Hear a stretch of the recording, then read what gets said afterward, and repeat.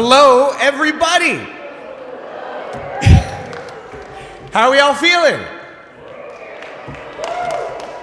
It is so good to be here with all of you. Welcome to the graduation event for the 2024 Civics Boot Camp.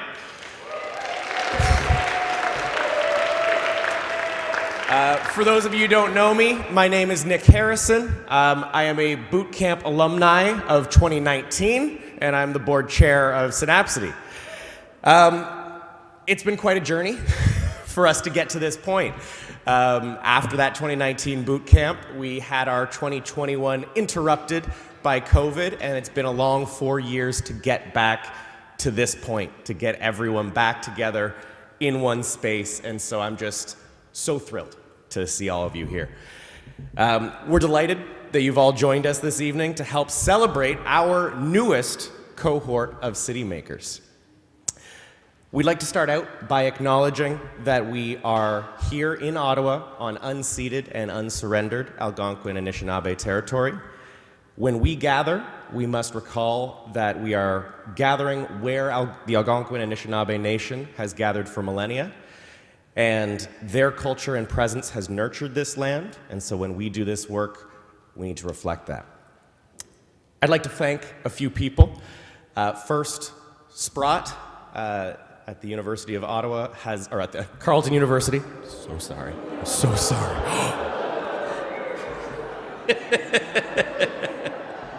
I'd like to thank Sprott at Carleton University, in particular Rick Colborne and Kat Loach, who have been essential in getting this year's boot camp delivered. Without their generous support, none of this would be possible, so please give them a hand.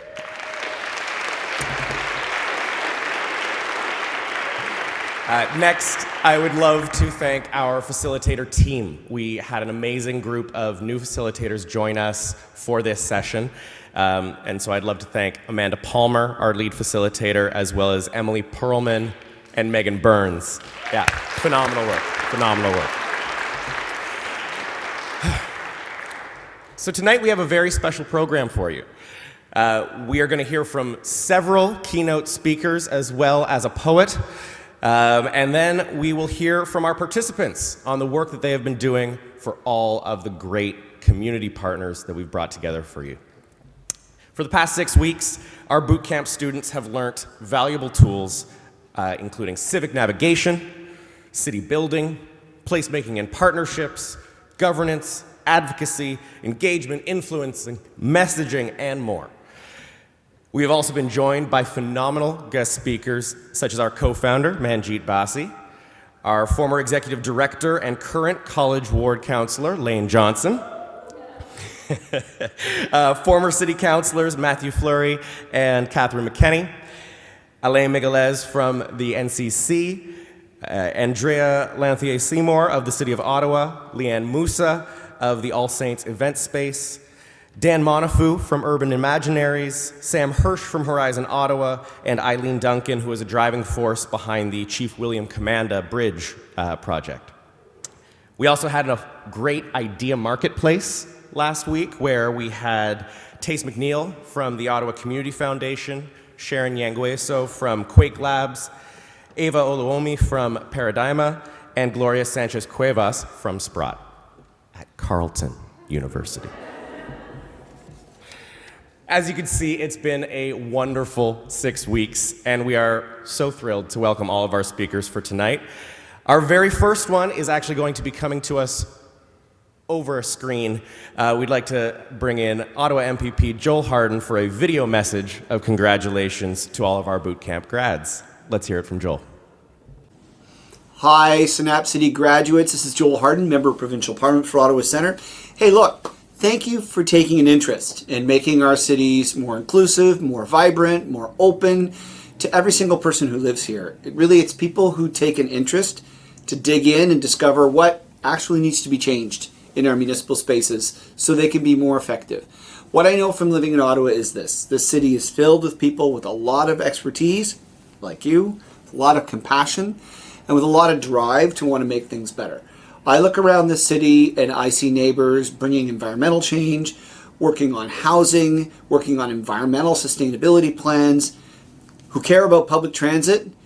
These are things that we need city planners, city builders to care about. So thank you for being part of Synapcity. And thank you to Synapcity for investing in you. Because really, we know that municipal spaces don't happen by accident. They happen when neighbors come together to make them better. We do have a lot of challenges. We got a lot of talent. And you are a part of that talent pool. So thank you very much for all you've done in this phase of your life. And I can't wait to meet you on the other side. We got lots of work we can collaborate on together. Take care. All right, thank you for that from MPP Harden. I don't know if you guys knew this. I started following Joel on Strava recently. Not only is he a bike commuter, he is actually top 1% when he gets on the Peloton bike as well. So really impressive stuff. First up in the flesh, I'd like to welcome Councillor Ariel Troster, who is the councillor for this ward, Somerset. A Centertown resident for many years. Ariel worked in the nonprofit space and labor sectors and has worked with communities at the Federation of Canadian Municipalities. Okay, well, you're... Hi, everybody. Yeah, you don't have to read all that. I'm Ariel. I'm the City Councilor for Somerset Ward. It's so great to be here. I'm just excited because I'm in a room full of fellow nerds. Like, I am super excited to hear your ideas. I am always inspired by everyday citizens who want to just get together and make their city better. I come from community movements, from activist movements. I never thought I would run for office. I didn't do it till somebody asked me to. So I'm here today and I'm saying think about it, because I'm sure that you all have some amazing ideas that would help make our city better. But you don't need to run for office to make a difference. All of the best ideas that I have seen come to City Council since I was elected a year and a half ago came from the community. This year, because of public pressure, we were able to double our capital investment in affordable housing from $15 to $30 million. Yeah. We also, after incredible community advocacy, we were so excited that Centertown has been chosen as the location for our first ever non-police crisis intervention pilot, which will be coming to Centertown in the summer, 24 hours a day. We will have another number to call, not just police, when our neighbors are in crisis. This is something we hope to scale across the city, and we couldn't have done this. We couldn't have done this without advocacy in our community, advocacy from people calling for police reform, advocacy from people calling for decarceration, and for community action. So the roots of good policy comes from the community. Some other wins that we've had is I was able to get a motion passed at council to help set the stage to create a tenant defense fund.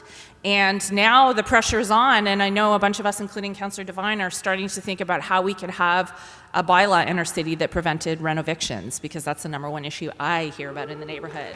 Yeah. And also in my neighborhood, people organized when a very large development was threatening to take over a very important park to the community in Little Italy called Plouffe Park. We were able to save Plouffe Park, which is very exciting. So none of these things would happen without people putting pressure on politicians. And I'm here to say, keep fighting. I think it's very funny that now I'm in a position where people campaign toward me and toward council. And I like to think of it as a really healthy tension, because you're gonna push this far and we might get this far, but at least we're getting somewhere together. And we wouldn't get anywhere if it wasn't for civic action. So thank you so much. I can't wait to hear your ideas. I'm gonna stay as long as my 11-year-old will allow when she gets back from swimming classes. So if I do have to slip out, I apologize. But thank you, and I already recognize so many of your faces, and so many of the names that were listed as partners and previous speakers are people that I've gotten to know and really admire over the last couple of years. So, and also my door is always open. I always want to hear about good ideas. So please, please keep pushing, keep thinking, keep dreaming. We all know our city can be so much better, and we can't do it without you. Thank you very much.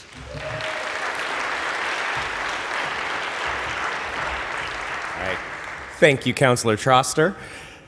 Next up, we're going a little further west, not quite out to my old neighborhood of Stittsville, but we're working on it. We're excited to hear from Councillor Shawn Devine from Knoxdale, Merivale.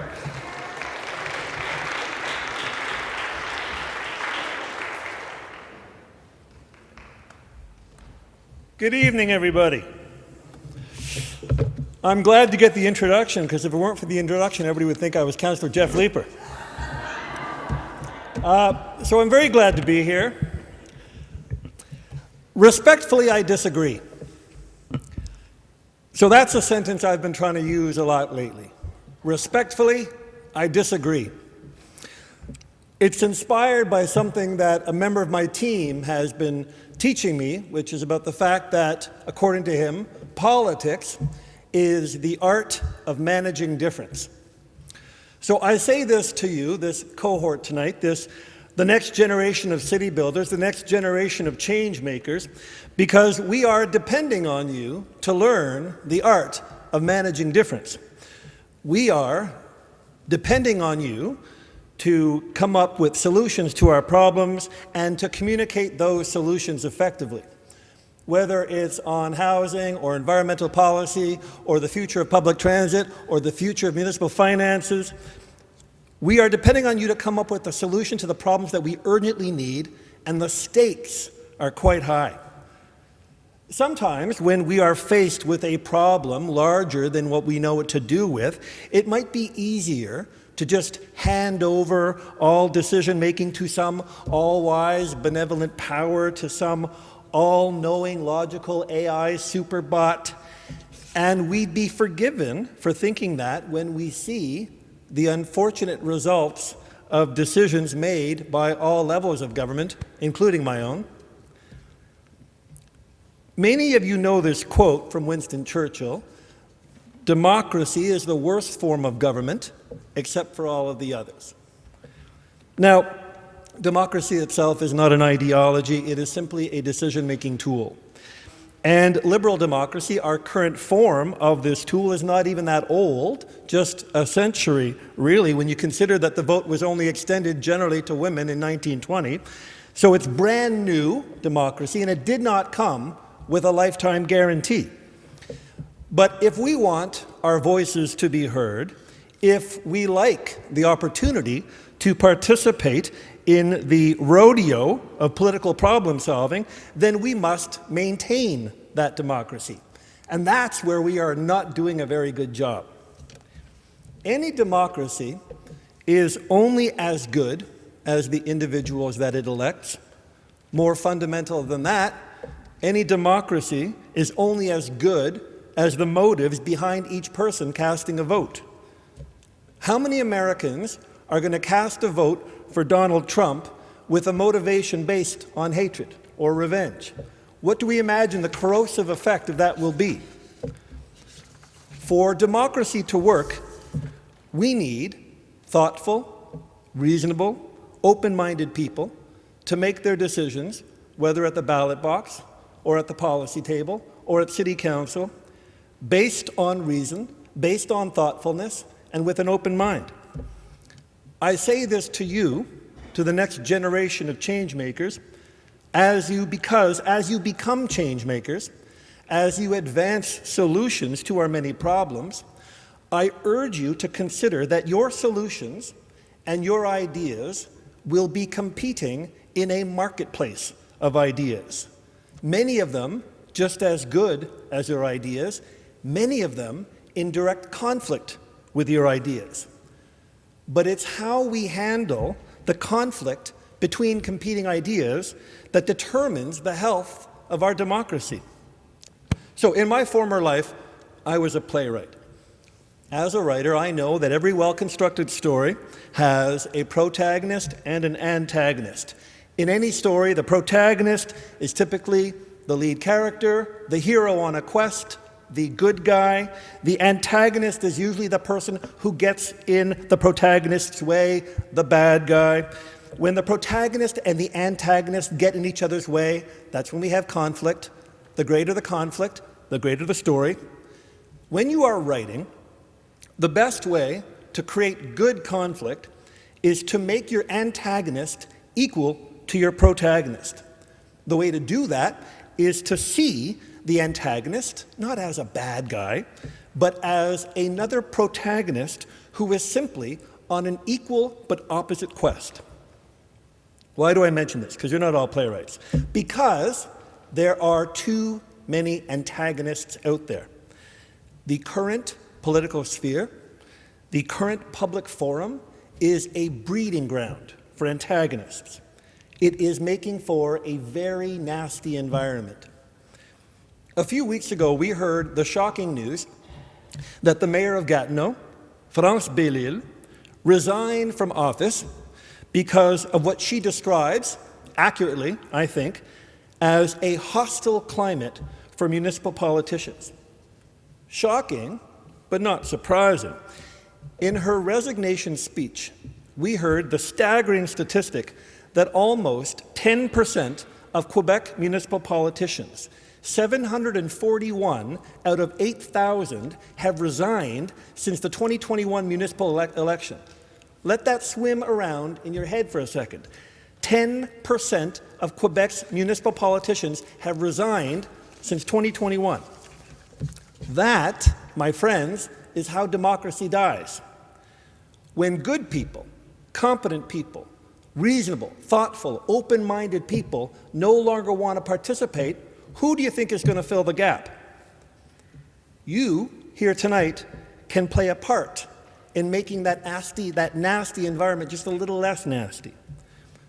The way that you express your opposing views in the public sphere, the way in which you communicate your competing ideas is important.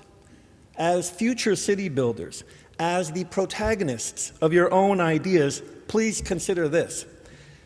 If ever you find that the only way to advance your idea is by creating antagonists, if your idea depends on the divisiveness of antagonism, then please take a moment, think it over, and come back with a better idea.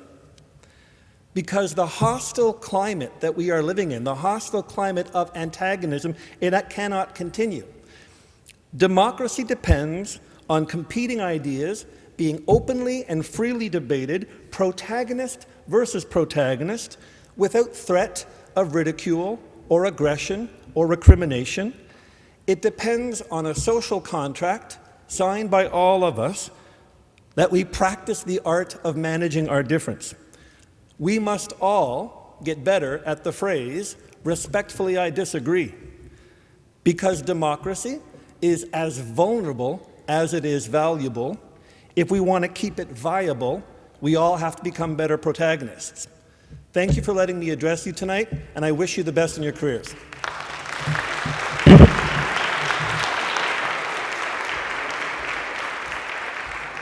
Thank you, Councillor Devine. So who likes their local library? All right. Then you'll love our next speaker. We have the CEO of the Ottawa Public Library, Sonia Bebbington.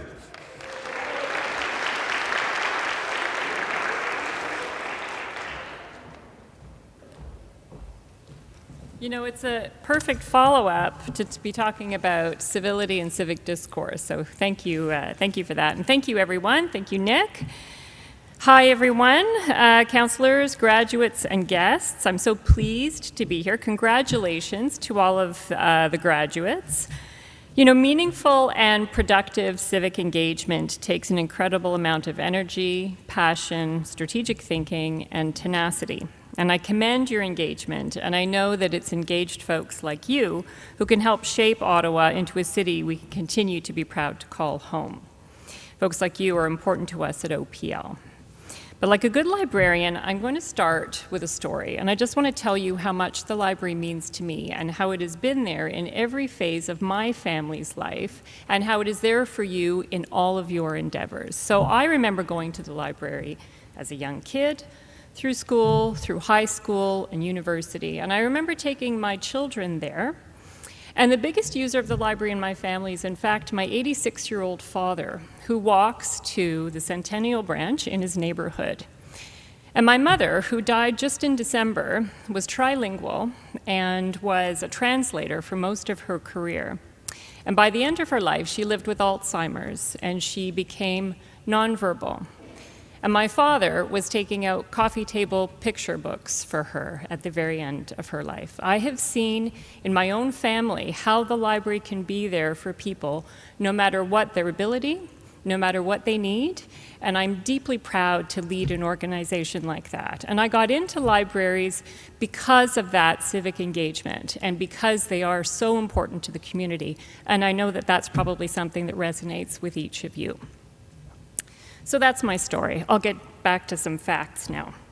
So just as important as those personal stories, OPL supports freedom of expression, information literacy, and civic engagement. And we help equip clients with the tools to discuss complex topics, to navigate and evaluate information, misinformation, and disinformation, and to encourage critical thinking, which are all essential tools for an informed and democratic society. Public libraries in Ontario are our province's farthest reaching and most cost-effective public resource, and one of the services consistently voted the most trusted by citizens. Whether it's attending a story time or language learning class, which supports literacy, or using a vast ebook, audio, or streaming collection, or providing free, equitable, and reliable access to the internet and digital literacy programs. And in fact, 61% of the people who use tech in Ontario public libraries say that it is their only access to digital technology. Or just visiting us for a quiet space to read or borrow material to take home, libraries are essential. And on this last item, I have another sort of rant that I need to go on. These days, I feel like one of those most radical things that the library does is lend a book. Promoting the culture of reading, sustaining attention to a book-length study or a creative work, moving beyond tweet-length information, engaging with divergent ideas, considering the source and context, and stepping outside of the echo chambers of social media and beyond the reach of the algorithm of our preferences, bringing a quiet, sustained attention to anything. The most old-fashioned thing a library does feels these days to be almost the most radical and more urgently needed than ever. But I digress, so back to some facts and brass tacks. You may have heard in a recent Abacus poll that 1/3 of adult Canadians don't remember taking any courses about civics in elementary or secondary school, and the same poll found that those who couldn't remember learning about democracy in school were 10 percentage points less likely to say that they voted in the last federal election. So while the library isn't a formal educational institution, it's sometimes called the People's University, and it's where many people engage in lifelong learning from everything from cooking to, you guessed it, civics and democracy. In recent years, OPL has organized some very thought-provoking programming on these kinds of issues. So in October of 2023, we hosted a panel discussion, The Right to Read, an open book on intellectual freedom, featuring authors Farzana Doctor and journalist, activist, and author Desmond Cole, moderated by Adrian Harewood. We had a talk by Daniel Dale, who is a fact checker for CNN, about reporting on truth in an era of lies. And just last month, 2 great talks about the importance of intellectual freedom. John Ibbotson talked about the importance of open debate and diverse information, and Lawrence Hill discussed his literary journey and challenges to his work, particularly in the broader context of Black history in Canada. We also have a great collection of items in all formats to help you navigate the world of information and build your civic literacy skills. So my call to action to all of you is that if you haven't already, get a library card. Having and regularly using your library is a great way to show your support not just for OPL, but for what libraries do and stand for more generally. You can attend our board meetings, virtually or in person, read more about the library operations. You can get engaged. We have public engagement projects on our website. And in the coming months and weeks and months and years, we expect to seek input on our accessibility plans, services for our central branch at Atisoke, and system-wide service strategies about everything from programming to spaces. Before I close, I've mentioned Atisoke. I'm going to circle back to storytelling. Atisoke in the Anishinaabe language means storytelling. And that is the site of the Ottawa Central Library facility. This is the largest project ever undertaken by OPL. Building construction is well underway. You may see it growing out of the ground, and continuing progression towards an opening date in 2026. And we're going to need every minute in between now and then. So it's a joint OPL and Library and Archives Canada facility, a landmark destination built on the shared values of these partner institutions. The new facility will be a net zero carbon facility and a place where Ottawa residents, Indigenous peoples, Canadians, and visitors from around the world can come together to connect, learn, experience, and create. I did a tour there and I was telling everyone about the music collection and the Black Box Theatre and the auditorium, and halfway through, Beverly McLaughlin, who was on the tour, said, "Are there going to be any books here?" And I'm happy to report that there will be many books there. 216,000 square feet. It's at 555 Albert Street. If you've gone past it, you can't miss it. And we're expecting 1.5 million visitors annually. The part of the city is experiencing an incredible amount of development, and we are really proud to be a cultural and a social anchor to the evolving neighborhood. So I look forward to inviting you there, and I look forward to working with you between now and then. Your passion to contribute to the fabric of Ottawa is heartening, and I know that I'll be following your achievements in the months and years to come. The library is here for you, as I know you are here for the library. Thank you so much.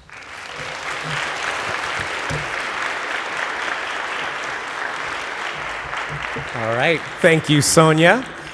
Next, we have my local councillor in Rideau-Vanier Ward, la fierté de la francophonie d'Ottawa, Stéphanie Plante.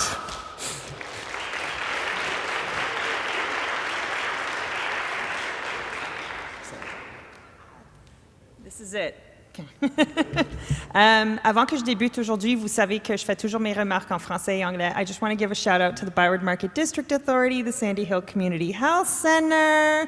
Hi, Gerald. We have a lot of great community members who work, live, help in my ward, and we are always grateful for the work that they do because it's not always easy. Anyway, je vais faire ça super vite. Comme conseillère de quartier qui a beaucoup d'enjeux sociaux, moi, je trafique souvent dans les choses qui sont concrètes, dans les procédures, dans les choses où je peux tangiblement faire une différence. Et j'ai juste 3 petites astuces pour tout le monde ce soir parce que je sais que quand on s'implique dans la communauté, quand on veut vraiment faire une différence, il faut juste souvent aller faire les choses le plus succinctement possible. Alors, premier, apprenez les procédures. So, if you're like me, you love procedure, you love to know how the sausage is made, learn those procedures. I can't tell you how many times I have been in committees or I have been at, in meetings and I've spoken out of turn or someone was cut off and, you can ask them, why were they cut off? Can they keep going? Can I have another minute to my 5 minutes? Learning these little tricks and tips will definitely help you along in your journey and in your advocacy. It's something that I'm still always learning. Get yourself a copy of Robert's Rules of Order. Keep it under your pillow. It will be very useful.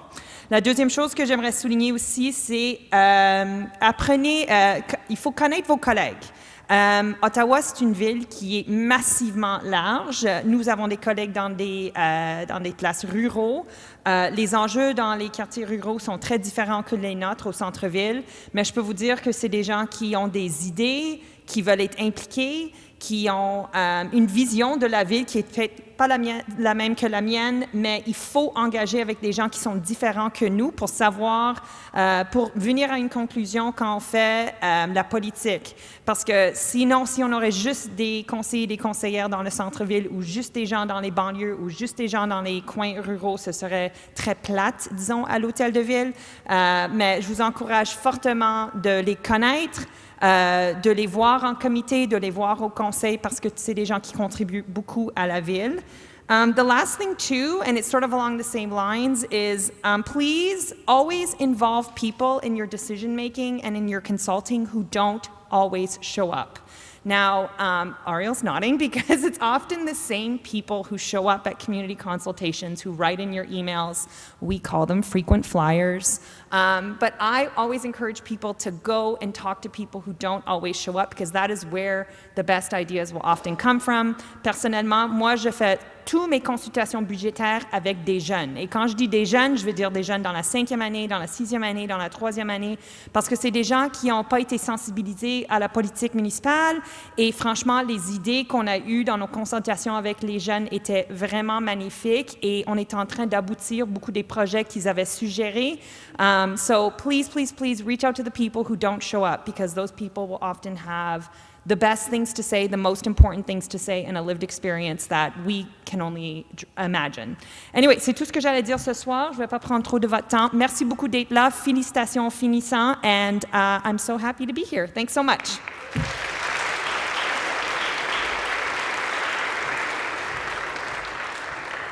Okay, with our fourth and final counselor for the day, we have the counselor for Capital Ward, Shawn Menard.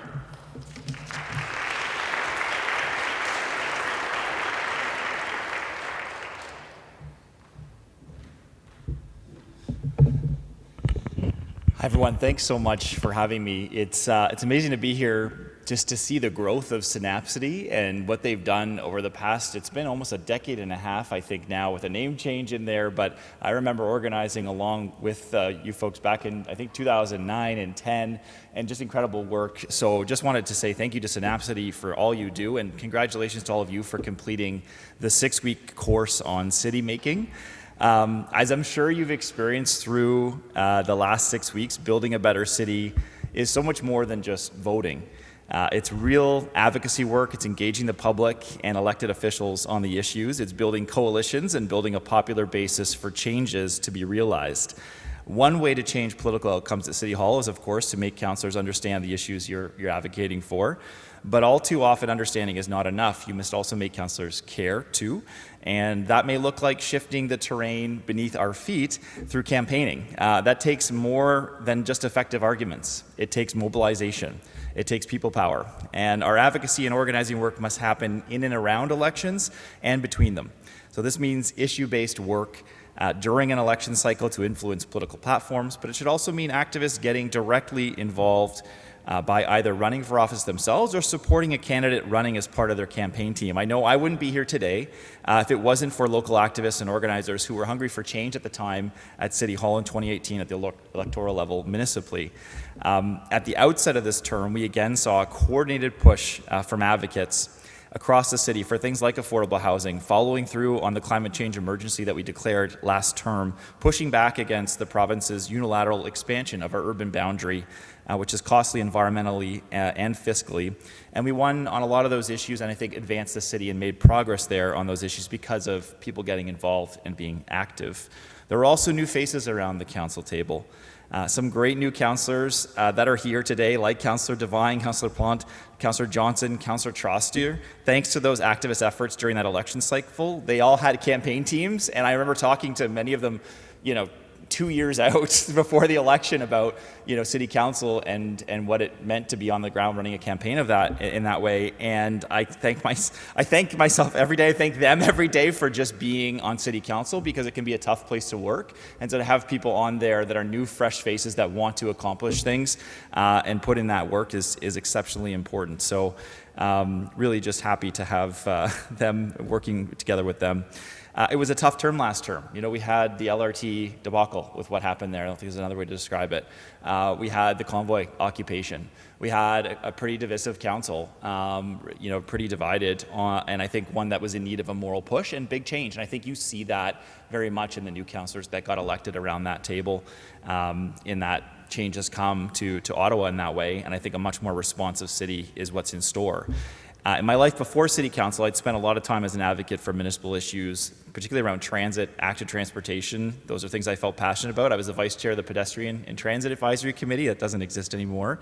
And then I was also the student union president at the Carleton University Students Association. And it was during that era that I really learned how to organize because we got together with students at advocacy committees, advisory committees, community associations, and really pushed the city to establish a UPass program for Ottawa's university and post-secondary students. And it was that organizing work across those institutions that that allowed this municipality to see those like-minded groups coming together and all pushing for the same thing, that got that implemented in the city. It still exists now. Everyone pays into it at a much lower rate, and everyone gets a transit pass. It's things like that that really matter, and when you see a coalition of voices, those things can be achieved.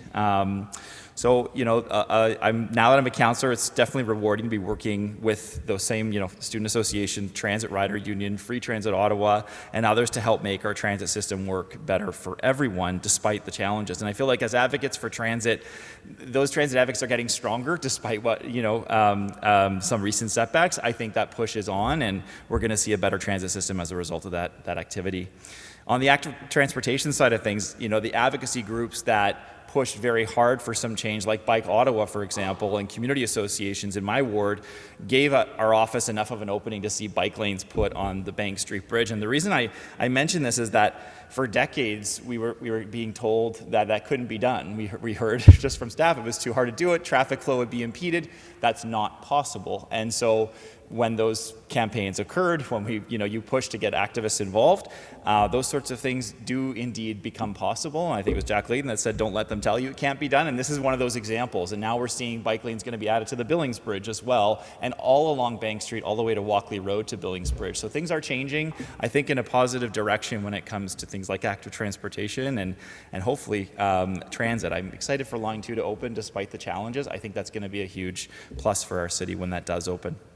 Over the years, I've come to really conclude that the best way to influence outcomes at City Hall is to do face-to-face organizing work with residents from wards in your ward and across the city, and do it as much as possible. I think meaningful, persuasive interactions with fellow residents can lead them to meaningful and organic outreach. This means growing your list of contacts. It also means making spaces and engagement meaningful, fun, and inclusive.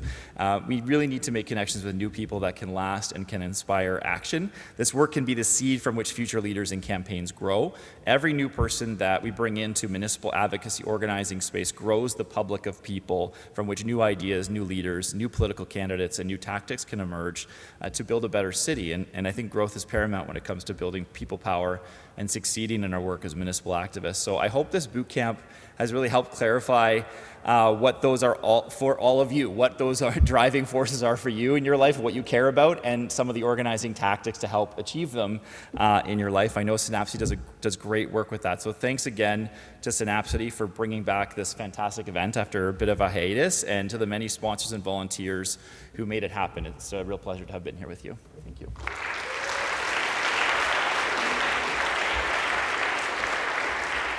All right. Thank you, Councilor Menard, and all of our councillors for joining us, and for Sonia for speaking. Up next, we're going to welcome one of Synapcity's co-founders, Ken Victor. His poetry has appeared in numerous literary journals in both Canada and the US. It's received a National Magazine Award and been featured on Verse Daily. His book, We Were Like Everyone Else, was a finalist for the Concordia First Book Prize. And today, he will recite a very special poem for our boot camp participants. Welcome, Ken.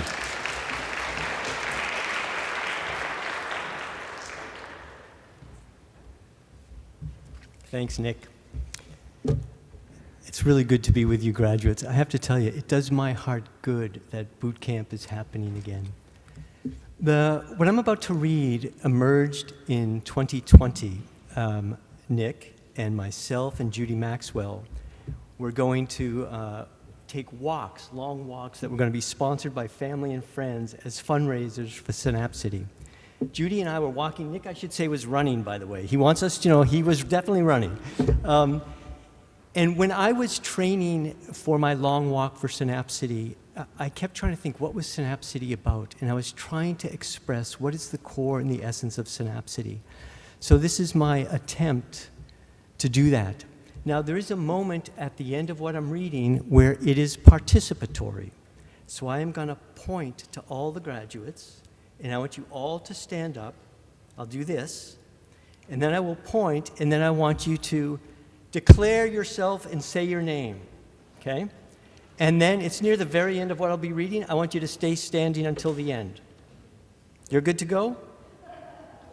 Okay. Walking for Synapcity. It's not the long walk to freedom. It's not the Salt March. It's not those brave souls who started from Selma and headed to Montgomery. It's not my dear friend Manjeet walking the Camino. It's not the pilgrimage that ends with 7 circles around the Kaaba. It's not the women's peace march to end the troubles. And surely it's not the walk of the astronaut who left first footprints where none had ever been.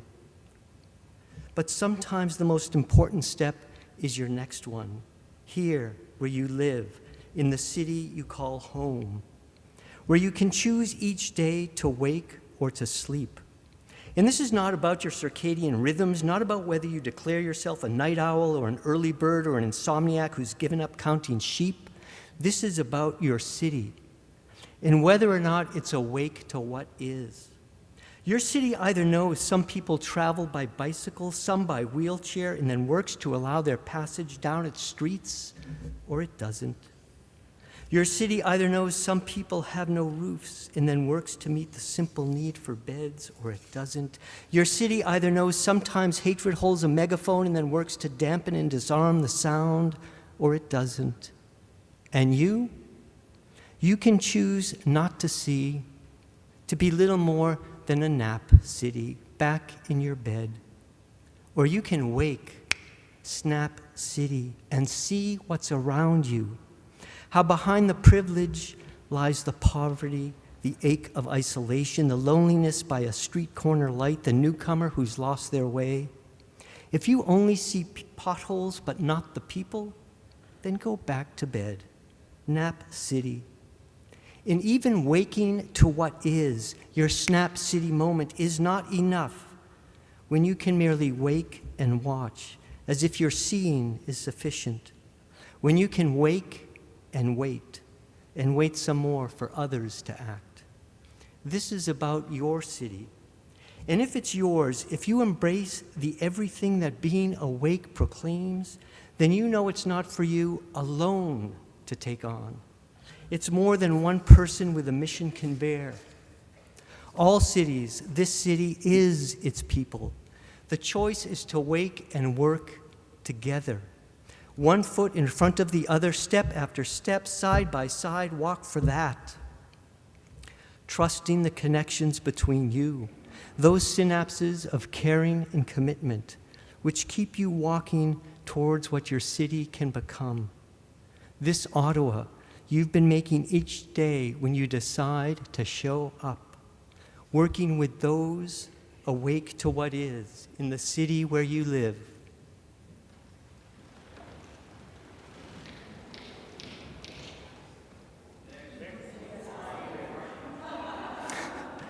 Just a small, how good to say small, sampling of those awake and ready to work for the possibility of what could be. Here on the unceded, unsurrendered land and water of the Algonquin Anishinaabe, where together, with the synapses between citizens shaping the work, we make our city, we welcome possibility, we become Synapcity. Congratulations, graduates.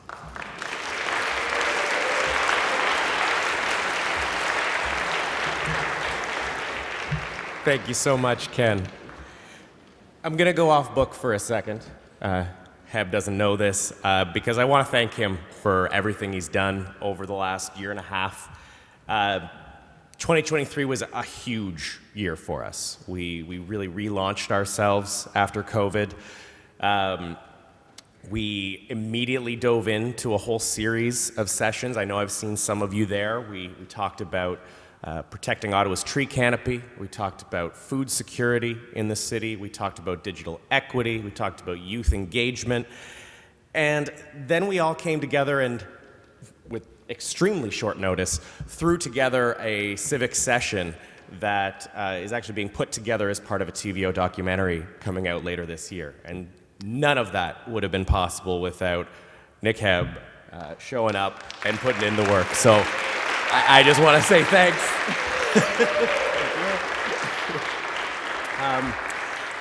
And I think this is just the start. You know, he was doing it on his lonesome. Back in 2017, 2018, we had a team of 3 or 4 staff. It's been just him. But with all of you here and all of you coming in and joining us as we go into 2024, I'm so excited to look to the future and help everyone fall in love with Ottawa and come together as a community of city makers. So with that, I will hand over the mic to Heb and then to all of you, and I'm so excited to see what comes next. Thanks so much, Nick. I want to thank you so much. Thanks to the board. Thanks to all our board members here for their guidance. And I am Nick, otherwise known as the other Nick, or Heb, as we go, because we're both Nick H, so had to figure that out some way. And I'm program director over at Synapcity, and I'm thrilled to introduce the case study presentation portion of our event. So our Civics Boot Camp case study program got started close to 6 months ago when we worked with a team of students from the University of Ottawa, and this is where we can plug the University of Ottawa, by the way, Nick, and St. Paul's Social Innovation School to help research and build out potential studies. So we originally identified about 14 different case studies from different organizations, and through the input of our board and a small team at Sprott, we whittled it down to 8 case studies. And tonight we're going to hear from our different groups. During the last hour of each of our courses, our groups got together, they worked tirelessly, they met with the different organization representatives, and I'm so thrilled at some of the work that they've done. There's a lot of passion, a lot of different messages on the Slack channel to keep up with, so that's great. So tonight we're really excited to bring in our partners. We've got the Arts Network of Ottawa and the Ottawa Arts Council. We've got the Rideau-Rockcliffe Community Resource Center. We've got Community Associations for Environmental Sustainability, also known as CAFEs. We've got the Sandy Hill Community Liaison Committee, who are represented for 2 distinct studies. We've also got the Alliance to End Homelessness, as well as a group advocating for the creation of free outdoor fitness structures, and finally, the Social Planning Council of Ottawa. So let's give a hand for all our case study partners. Thanks so much to them.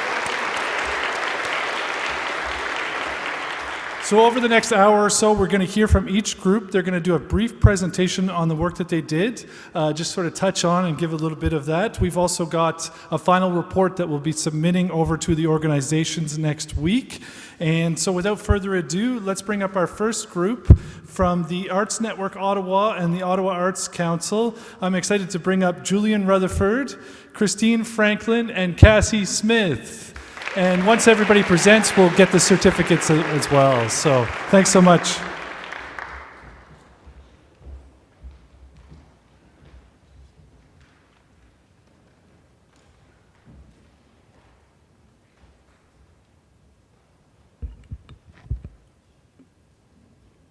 Hi, everyone. So, I don't know how many of you saw in the news this past October, but the Arts Network of Ottawa and the Ottawa Arts Council announced that they were merging to form a new, larger arts organization to better serve and better advance the arts in Ottawa. So that's what our case study essentially asked us to look at. We were asked to look at questions of the best governance model that this new organization could adopt, best practices for how to engage with the community and artists in Ottawa.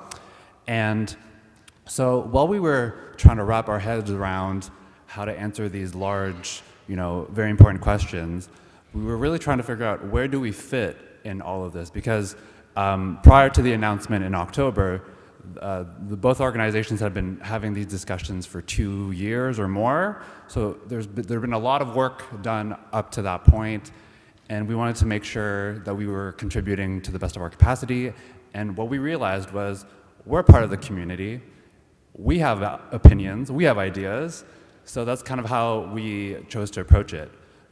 To bring a community lens of what would best serve the community for this new arts organization. And we centered kind of our work on this problem statement, which is imagining what a thriving arts organization would look like in Ottawa. And from that, we came up with a framework that we call the 3 C's. So I will now talk to you about the first C, which is clarity. So we believe that this new arts organization must clearly articulate its identity and its mandate, including a clear vision and key priorities right out of the gate, so that the members of the community and artists in Ottawa know what this organization stands for and what it can do for them. And on top of that, we also believe that this organization needs to clearly communicate to artists, supporters, funders, and the community at large how it will fit within the overall arts ecosystem in Ottawa, and talk more about the services that it will provide and kind of the main impact areas it hopes to focus on, and what it means exactly to advance the arts in Ottawa. So let's turn to the second C, which stands for community, specifically as it concerns building community within this new arts organization. So we'd been asked to consider the best governance model that would engage the community, including a diverse range of artists. The current governance model for both organizations is a board of directors who are more typically recruited externally rather than through the existing membership. And outside of the annual AGM, there are few opportunities to engage in organizational governance. So in our work, we consider different governance models, including non-hierarchical models, but we concluded that it would be best to focus on enhancements to improve the current governance models used by both of these mature organizations. So to start with the basics, the new arts entity will want to share relevant information about its governance, how it works, why it is important, and this should be done in clear, accessible language. And also practical details should be shared on the new website that anticipate questions from those who might be interested in getting involved, such as board activities and whether participation can be done virtually. The board will also want to consider other ways it can leverage technology to build stronger relationships with members. Regarding the composition of the new board, attention should be given to the recruitment of diverse voices that are currently missing. Now, to signal a more participatory governance, we propose that 2 marquee committees be established on priority issues that were identified from the community consultation process. This will show members that governance is responsive and it's not just about an annual AGM. But active members will be needed to create vibrant committees where people will be drawn to contribute their time and their insights. So to increase interest in membership, attention should be given to clearly articulating compelling value propositions for artists of different backgrounds and ages. Why become a member? How will the new organization support them? Are there new opportunities and spaces, physical and online, that could be created to enhance support and belonging within their new organization? As well, the new organization will want to be proactive in communicating a strong why to others to become members. For arts organizations, this may include access to a strong community of practice and networks.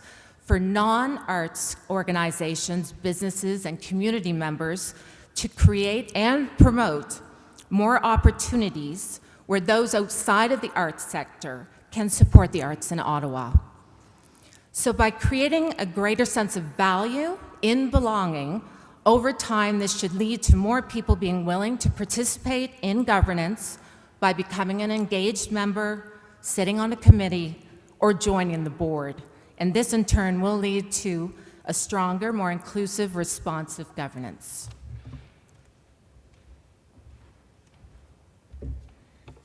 All right. The third C that we want to suggest as part of the new framework is care. A focus on care means a focus on the artists you serve, the wider community, even the more than human world, in a compassionate, connected, and equitable way. A focus on care offers a different way of looking at the world. Sometimes shifting your focus like this allows you to see and understand how the world and its systems work.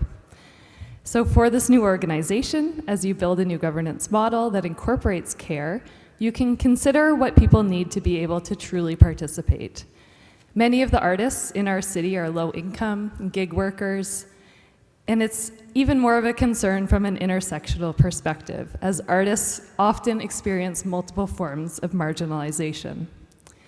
Caring governance would address specific needs and barriers, like ensuring spaces and processes are physically and mentally accessible, and other offerings like financial support or childcare, as well as addressing systemic and hidden barriers. It means ensuring that the voices and needs of marginalized members of the artist community are heard and addressed in meaningful ways. A focus on care also emphasizes that artists are people with needs above and beyond their calling or career. They need shelter, food, healthcare, a livable planet, the financial means to lead a decent life, and more. There are organizations in our community with expertise and resources on these topics, some here in the room today, like the Alliance to End Homelessness, cafes, and of course, Synapcity. We suggest that the new arts organization invest in building relationships and coalitions with organizations devoted to the causes and concerns emphasized by the people they serve in the arts community. And the arts community, in turn, has much to offer to these organizations. As we saw with Ken's poem earlier, that gave me lots of goosebumps, art has the power to show what a better world can look like and generate support for change. A potential way to take these caring relationships with other organizations further could be through a collective impact framework. Collective impact is an area of study and practice that has been growing over the past decade. And it's about people and groups dedicated to working together to create systemic change. What makes it different from other forms of collaboration or coalition is a sincere and strong alignment to building change that focuses on equity. And setting up a collective impact framework with other groups will require a lot of time, effort, and resources, but the outcomes could be really incredible. If this is something the new organization may wish to pursue, it could be identified as a strategic priority for leadership. And I think we have already seen the emphasis on care in the way the two organizations are approaching this merger. And we believe it can provide a good foundation for your new governance as well. So just to quickly wrap up, we are suggesting that the two organizations focus on 3 key strategies: clarity, community, and care. We believe these focus areas will help them to meet their objectives, be dynamic and flexible, and use the results of their comprehensive work with the community to become the go-to organization for artists in Ottawa. And speaking of that work, if we've piqued your interest a little bit, these two organizations have an upcoming event. The Community Co-Creation Weekend is taking place on March 16th and 17th, and you can find more information and register on their websites. Thank you.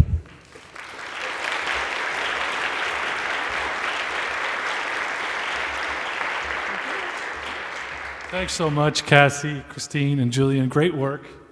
And we hope folks head over to that full weekend. Lots of good stuff. Great to see 2 amazing organizations coming together, and more focus on the arts and creativity in Ottawa. We know that's where we have to go. So next up, I'm excited to welcome the group that was representing the Rideau-Rockcliffe Community Resource Center. And we have Victoria Williston, Kristen Howe, Lauren McVean, Gloria Can, Carol Ulue, and Amal Alatar. So come on up and we'll talk about the community kitchen pilot. Hopefully not everybody gets too hungry.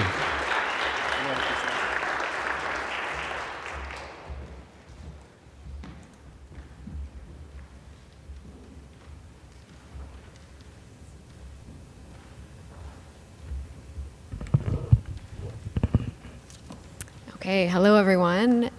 Thank you to everyone who's gone before us and spoken tonight. It's been very inspiring.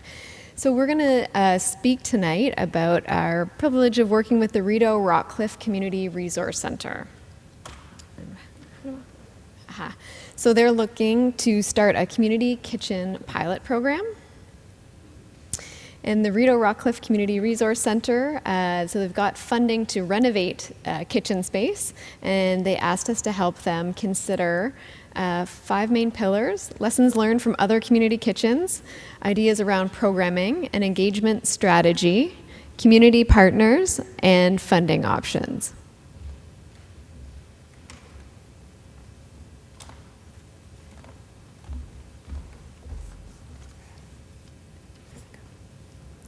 Hi everyone, my name is Amal and I'm so happy to be here and be presenting the landscape of Rideau-Rockcliffe Community Resource Center, which is located inside the old Ottawa High School, has been transformed into a community hub. The classrooms of RRCRC Rideau Community Center have been turned into offices for dozens of organizations such as City for All Women's Initiative, Volunteer Ottawa, Ottawa Native Friendship Center, Inuit Arts, and the Social Planning Council Ottawa. Thank you so much, and the next presenter will be my colleague, Carol. Thank you, everybody. So the neighborhood where the Rideau-Rockcliffe Community Resource Center is located is listed as having high equity concerns for 4 out of 5 indicators in the Neighborhood Equity Index. So those 4 indicators are belonging, health, economic opportunity, and development. And we can see the demographics of the senior population. We have 220 low-income seniors, 645 seniors with disabilities, 400 seniors living alone, and 25 linguistically isolated seniors. On the next slide. And what we're going to be doing with the community kitchen is actually building community, because through the bi-weekly and weekly meetings, this provides ongoing social engagement. It helps break social isolation, and it helps build a sense of community.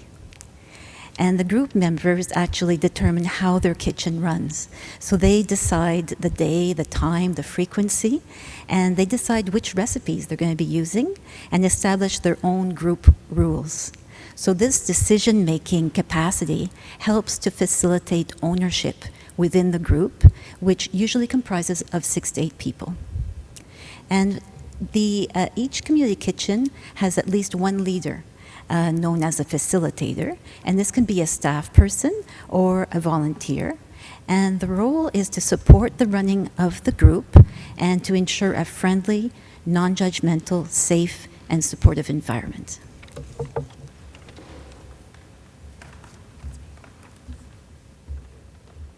Hello, okay. So I specifically was tasked to look at programming. Through our data-driven research on area demographics, we were able to identify 3 top priority programming initiatives that would meet immediate community needs. So seniors cooking, we would focus on reducing social isolation, specifically for men who may be experiencing difficulties connecting in their later years. So we were looking at men's cooking social, and then a 55-plus cooking group for everyone, so not seniors, don't get offended. Bulk meal prep to take home. As there are currently only 2 stoves in the community kitchen, we did identify, as you just heard Carol say, that the efficiency would be to have one dedicated person there, have that person cook for everyone that needed to be bringing the food home. The meals would be easy to make, budget-friendly, bulk meals. And then the third one would be kitchen rentals to other tenant groups. It would be able to help the Rideau-Rockcliffe Community Resource Center sort of focus on community building within their own organization and in that building, and also create a sustainable economic ecosystem. Through our site visit, we learned that the community kitchen, it can only fit up to 8 participants. So while the programming is small and intimate, it is still impactful in their pilot project. So we wanted to do it in 3 phases because we didn't want to sort of overcommit and underdeliver. So once the resource center is able to get phase 1 under control and handled, we decided that that would be the best time to ramp it up in stages to ensure that they can handle that growth.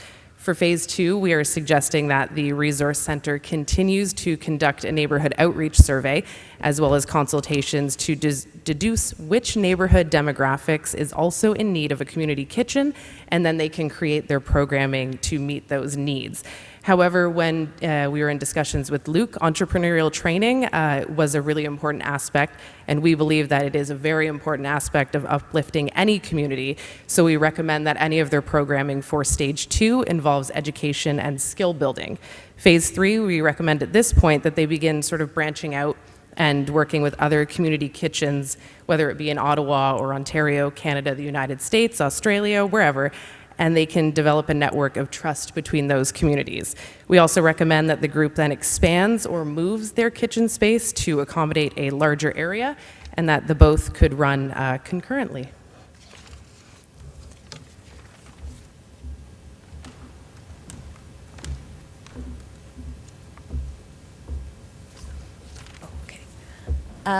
So I was tasked with discussing the engagement strategy for the community.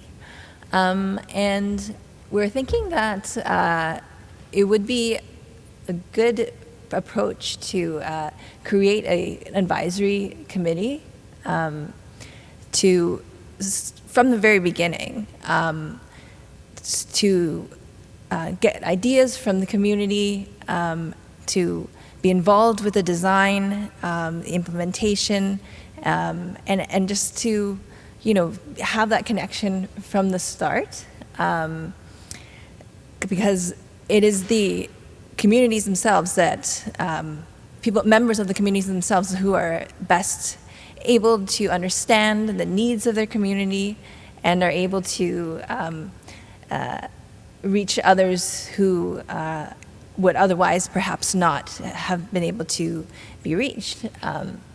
And so part of the engagement strategy would be to create materials and make connections that would bring people into the space of where they are aware of the kitchen and are able to just get excited about the kitchen. And so using various free platforms, you can create flyers, print materials, social media materials, because you're reaching a diverse group of people. So this would be seniors, it would be people who are less literate in technology, who may not have access to the internet or have devices that have the ability or the access to those devices. Or language barriers. So, it's important to have these materials, print materials, online materials that are put into the hands quite physically of all these different types of groups who are the typical potential users of a community kitchen. And part of this outreach would include a survey, and the survey should be something that they can fill out online, and also something that they can distribute, again, like in print form. You could also perhaps have volunteers go out to the community spaces where folks who would use the kitchen typically reside, such as long-term care homes, maybe the hotels where new immigrants may be living, having like a phone number, and as well as websites where people can call and ask questions. And in the future, to be able to book the spots at the kitchen, they'll need to have that phone line open for folks that won't be using the internet quite as readily to do those things. Hosting a series of outreach sessions on site to identify the needs and interests of the communities. Again, people are reached in different ways. People are able to access the space in different ways, and in-person events, phone line, surveys. You need to have different mediums for folks to be able to give their feedback in the ways that are best suited to them. So, yeah.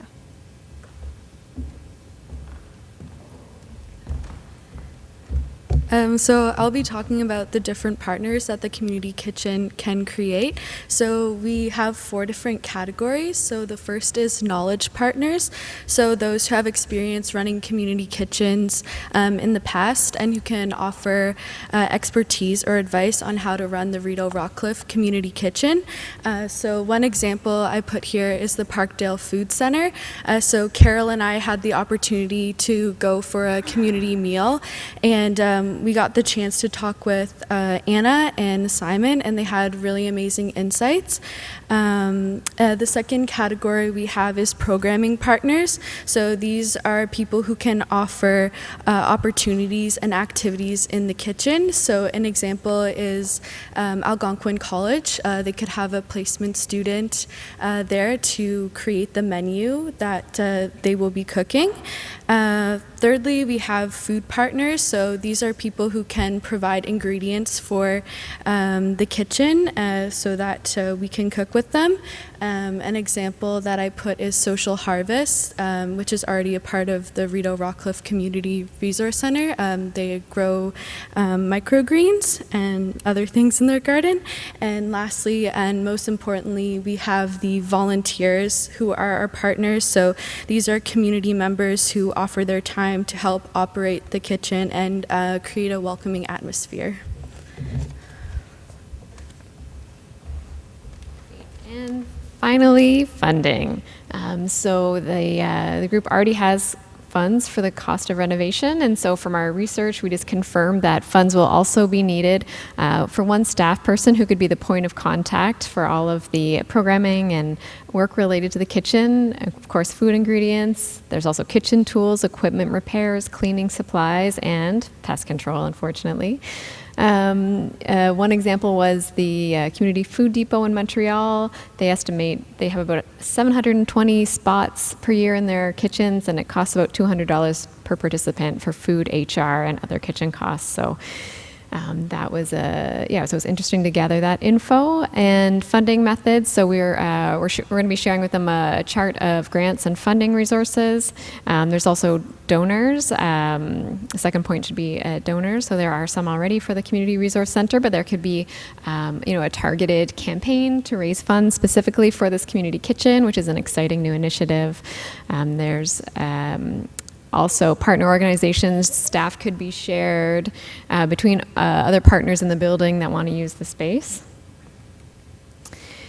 And finally, as one group told us, it's incredibly important to be clear about what you want to accomplish with your community kitchens, because there are so many models. For example, is it you want to improve access to food, then maybe the bulk buying method is the best. Or if you want to foster inclusion, kind of more social programs are important. So part of that is, being clear about what you want to achieve, planning and data collection on indicators and outcomes.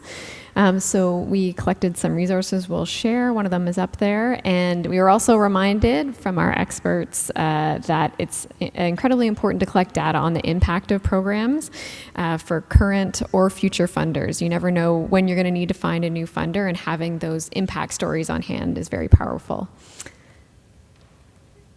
And that's it. Thank you.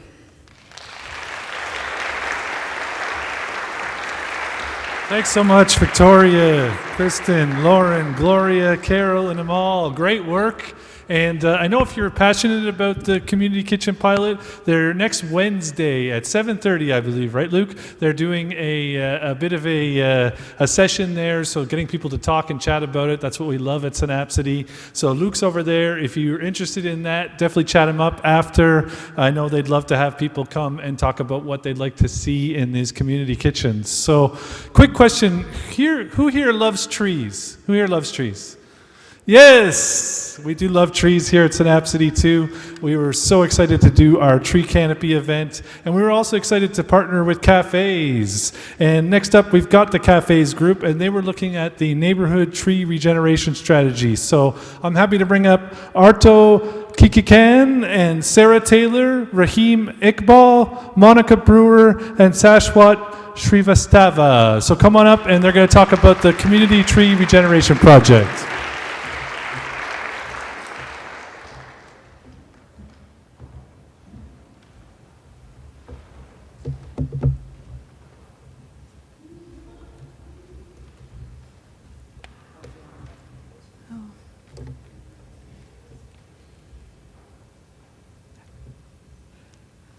Hello, my name is Sarah, and I'm with our group here. And Cafes, the Community Association for Environmental Sustainability, has given us the task to increase tree canopy within neighborhoods across Ottawa.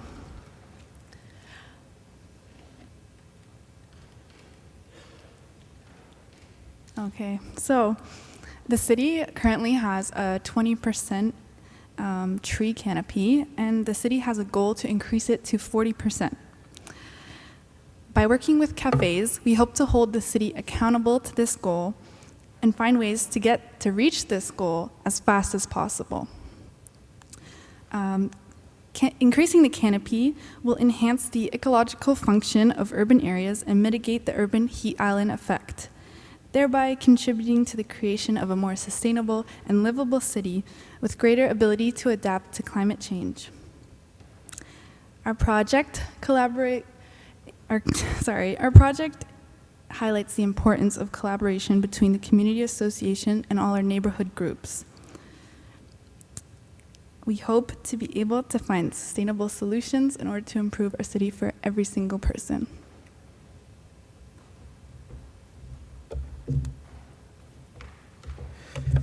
So my name's Shashwat. I'm just going to talk about this map that you see here. This is a map from Geo Ottawa, which is what Ottawa will direct you to in order to view the tree canopy that they're mapping right now. And a barrier that we've had in this case study is that the last analysis of the tree canopy came in 2019 with 2017 data. And my wonderful case mate, Monica, was able to find out that Ottawa is going to release a new case study in around the end of this summer. So we'll be looking forward to that. But this map, it uses drone and LiDAR data, which means that it is fairly expensive, and also the analysis also takes quite a bit of computing power and time. As you can see on the map, there are some large swatches that are missing canopy, largely in the south around the Barhaven area, in the west around Carp and Kinburn, and around east of Vanier. So since this data is very difficult to get a hold of, we did think of other alternatives. There could be a community-based approach using something like an app such as OpenTreeMap, open source app, or iTree, which was developed by the USDA. And another thing to consider here is that there's been a study that shows in the Ottawa-Gatineau area that there is a inequality of green space according to income, and so that's something that's a big consideration. And trees are incredibly important. I think everyone recognizes that, and there's been lots of studies that show that things that you don't even think that they would apply to, like healthier babies with higher birth weights. There's obviously increased biodiversity, lower temperatures, noise pollution reduction, just pollution reduction, and an increase in exercising, just overall lower mortality, and a reduction in urban crime. And if you want to go and talk about in economic terms, there's an increase in consumer attraction to commercial areas when there are trees, and also there's a reduced upkeep in roads with shade and canopy.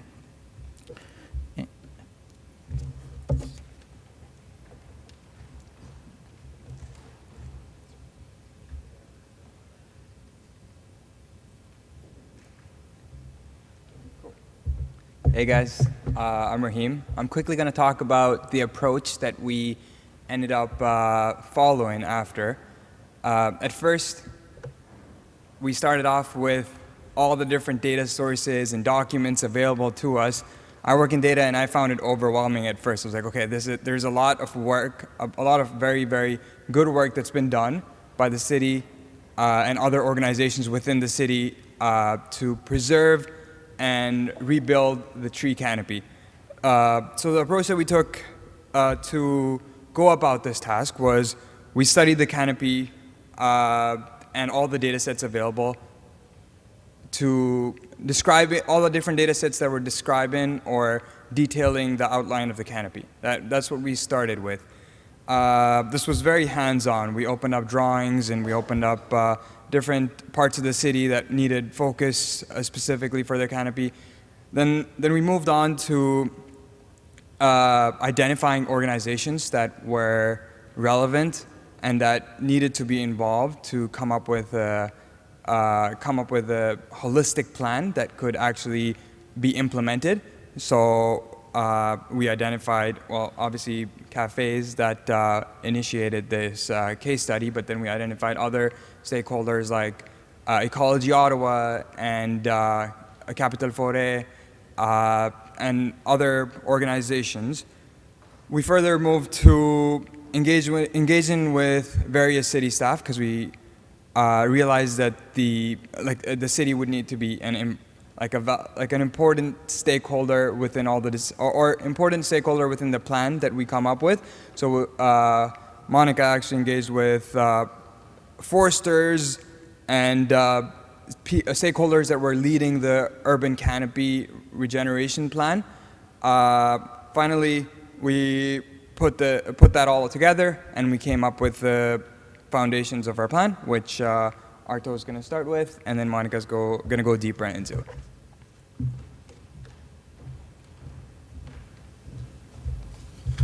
Hello, everyone. My name is Arto Keklikian. I was very happy to be part of this group to talk about tree canopy. And I'm going to be just taking a minute to speak about the state of the canopy and the progress being made. And there is progress being made. But just a quick word about the map you just saw earlier and the state of this green carpet. It's not equitably distributed in communities. And that's something to keep in mind when we come to the next slide and the conclusions that we're going to reach. But there is, as I said, progress. It's uncoordinated progress, and so there's a clear need and opportunity for comprehensive coordination. The research this group did revealed positive policy shifts among governments towards more effective coordination on a shared vision aimed to protect the urban forest and healthy tree canopy. Governments and groups also are increasingly recognizing and espousing healthy benefits of trees. And they're not just climate change benefits, but they're also habitats that are very important to wildlife. The City of Ottawa is regulating the protection of mature trees on private property via bylaws and through the minor variance process. Tree protections are integrated into street and public realm planning, and tree canopy and municipal street management plans are being integrated. There's also an emerging realization that trees and vegetation offer more than aesthetic background, as I said, also habitats. But they also have economic benefits, and they have an economic value that can counterbalance the arguments made in terms of infrastructure and its impacts on the natural environment.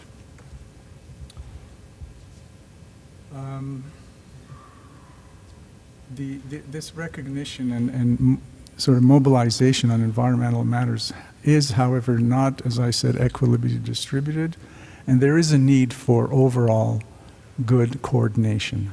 And not every community has the required volunteer and financial resources. So funding and training are key, and a hub is very, very necessary to coordinate.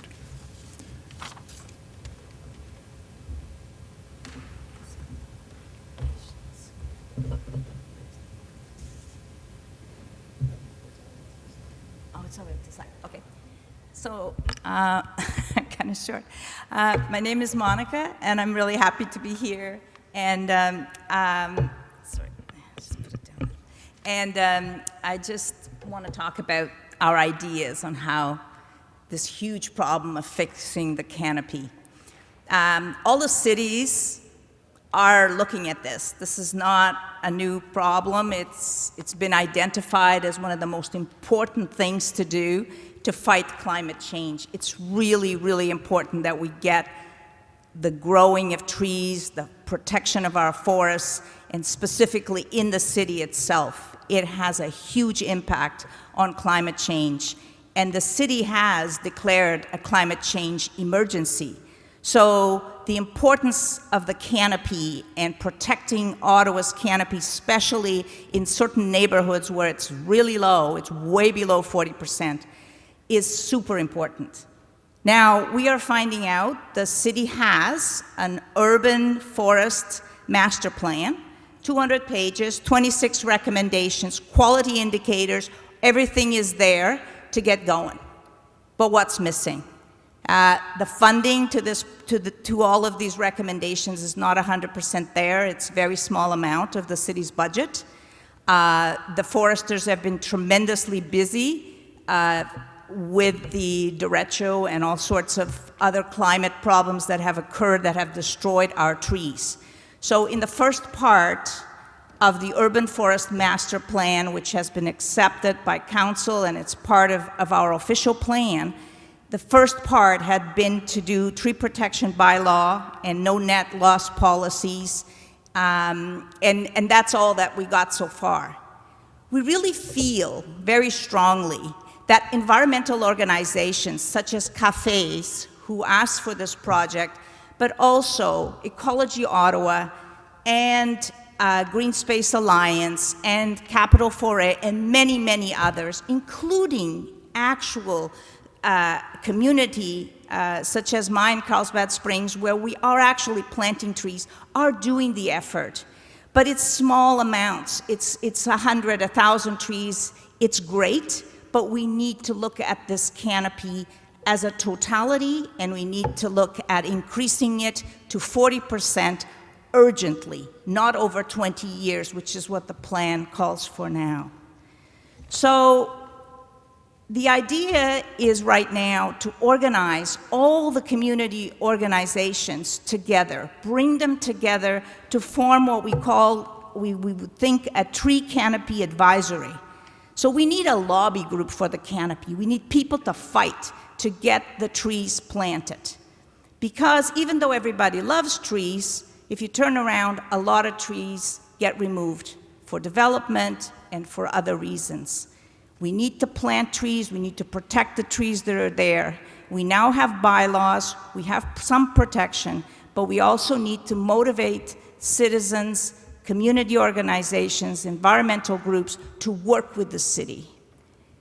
In my experience right now in engaging with the city is starting to. It has this Engage Ottawa website where there will be a survey coming up in the next month, I found out, about trying to engage the citizens to ask them what they think about tree planting. I feel that we cannot have just surveys that inform us. I think we have to be involved at a much deeper sense, directly with the city, directly with the councilors, directly where the funding is coming. And so this idea of having a tree canopy advisory group of interested environmental organizations that campaign for the canopy the same way that you would lobby for other things. And we would need transparency. We need to know what the canopy is like when the data comes out. That data needs to be available to every citizen. We need to fight for funding. I think as a group, this advisory group that we're suggesting could fight for funding and come to the city with ideas. We need to compete with the other cities. We need to find what the ideas are happening in Toronto, in Montreal, in Vancouver. They are growing their canopy. They are fighting for their canopy. We could use their ideas. We could give them ideas. So we need to compete. We need to share our knowledge. And we need to fight for Ottawa's canopy. We need all citizens to engage and we need to have an actually what we call the Tree Canopy Advisory Group that would be formed to fight for the canopy. Thank you.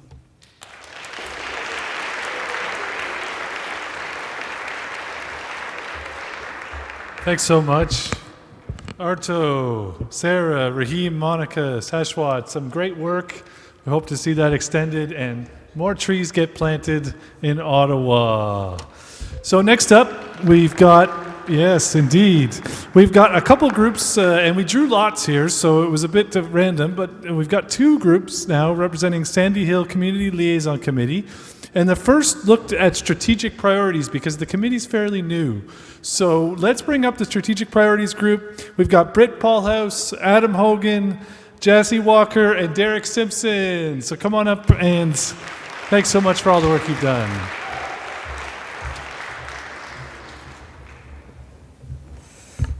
Hi, everyone.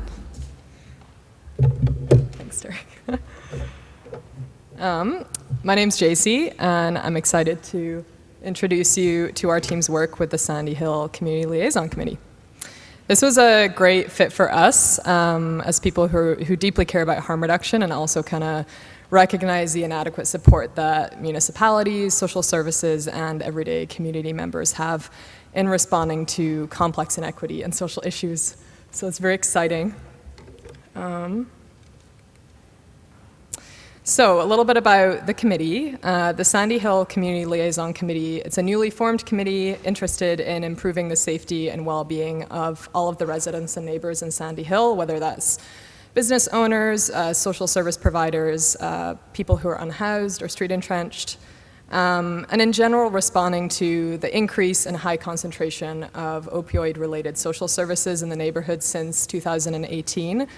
This committee is deeply invested in helping mend the history of contention in Sandy Hill between the residents, the service users, and the frontline service providers. This is no small feat.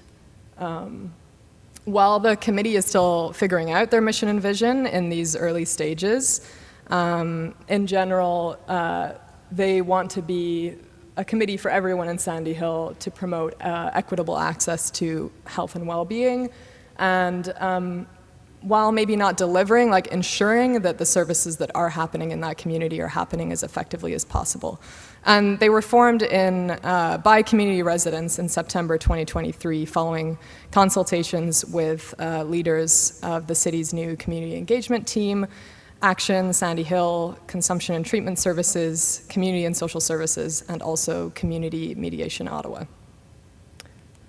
So our task to help is to help this committee pick up the complicated legacy of community tension and distrust in this area in responding to the opioid crisis, which this community, Sandy Hill, has the most concentration of social services in the country, and also an opportunity to deepen localized advocacy on what first dominoes will propel a more coordinated and impactful community safety and harm reduction effort. So what this looks like in practice was that we looked at a draft strategic plan that the committee provided us with, some initial brainstorming around what their vision was for their committee, provide a fresh set of ideas on this and help figure out, like I said, what those first dominoes would be, as well as organize and develop a term of reference that would help them develop strong and reflexive committee guidelines on how they would actually communicate and make decisions together. So first things first, we recognize that a strong and reflexive committee depends on clear guidelines, roles, and shared expectations. So we took the great terms of reference that the committee had already established and did a review to make sure that this committee's identity was being clear. This review included clearer guidelines that entrench equity and harm reduction in the way that the committee recruits, operates, thinks about itself, and sustains itself. This looks like reducing barriers to membership and participation and having clearer guidelines on things like conflict resolution and confidentiality. We also wrote clear guidelines for chairing and moderating committee meetings that were grounded in cooperation and care. And this is really out of recognition that this work can't happen unless the people that are doing this work can communicate effectively and sustainably and care for each other in like a very heightened emotional environment. I'm going to pass it on to Adam to continue talking about our work. Thank you so much. So what we ended up doing is taking a look at the strategic action plan that the group had put together. It is a very ambitious plan, as you can imagine, from a group who is aiming to support all community members. One of the things that struck me the most when we had our first meeting with them is probably within the first 2 minutes was laying it right out there that they were not interested in NIMBYism, and that had no place in what they were doing. So they really wanted to support their community regardless of social location and make sure that every person has a place there.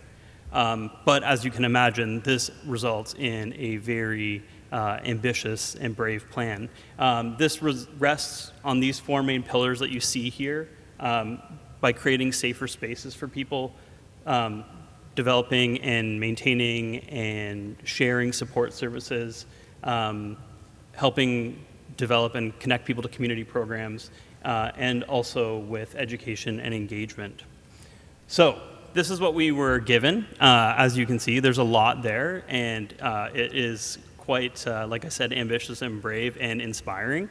It tackles everything from wanting to report on crime trends, to creating warming and cooling centers, to having bathroom spaces and needle cleanup and all of those things that they think would be really important for their community.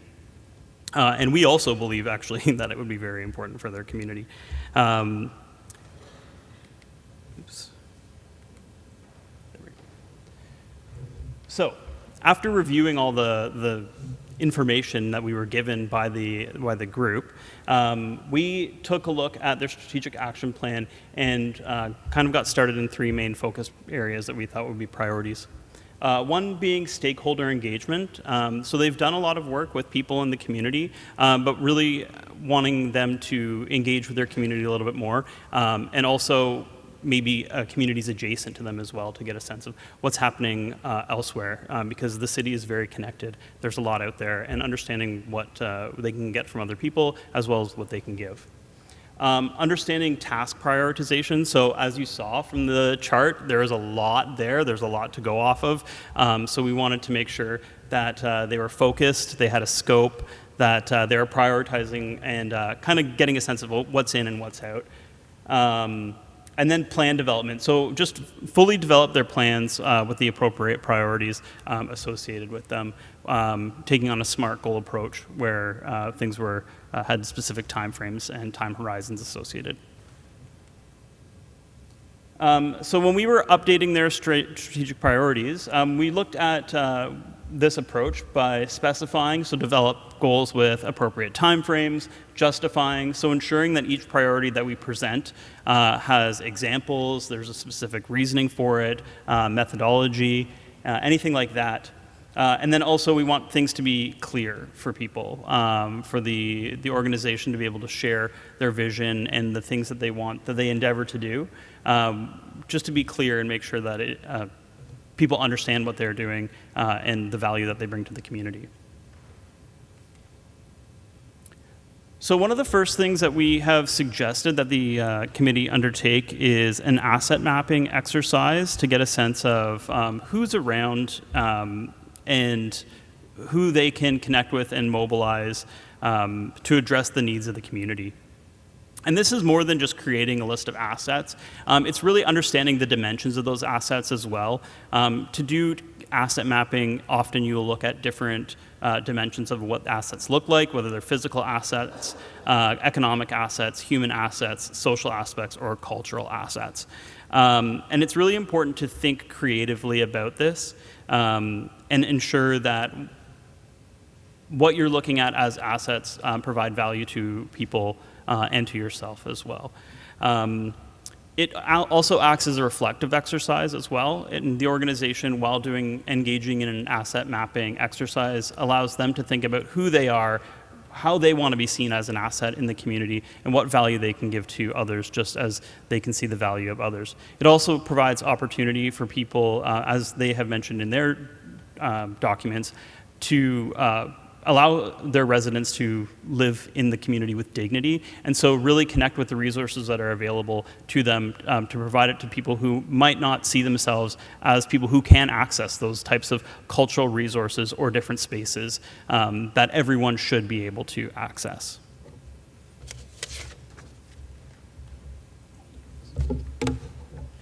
All right, so another short-term priority is the volunteer cleanup program. So the program would use free resources like kits from the city's Cleaning the Capital program, and it could partner with existing groups like the Needle Hunters to minimize resources and money needed. We'll move on to medium-term priorities. So it's great to have free resources, but every organization needs funding. You need money. You can't survive without it.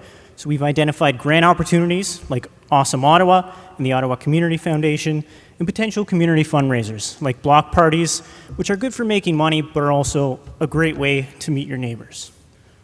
So we'll finish off with the exciting stuff, which is advocacy and policy change. So for any of the councilors here, now's your time to get your pencils out.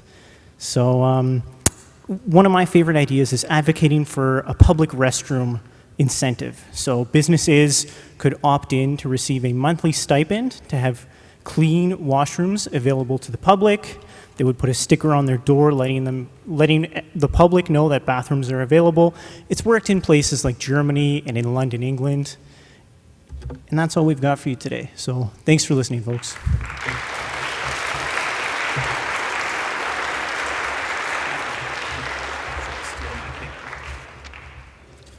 Thanks so much, Adam, Jesse, Derek. Great work there. I know the committee's got some great stuff to move forward, so really great. And the next project we had was still working with the Sandy Hill Community Liaison Committee, but looking at the Good Neighbor Agreement. And that group, we've got Jesse Bursick, Christine Troutmansdorf, Holly Davies, Patricia Sutton, and Maria Bedoa. So welcome them onto the stage to talk about some of the work that they've done.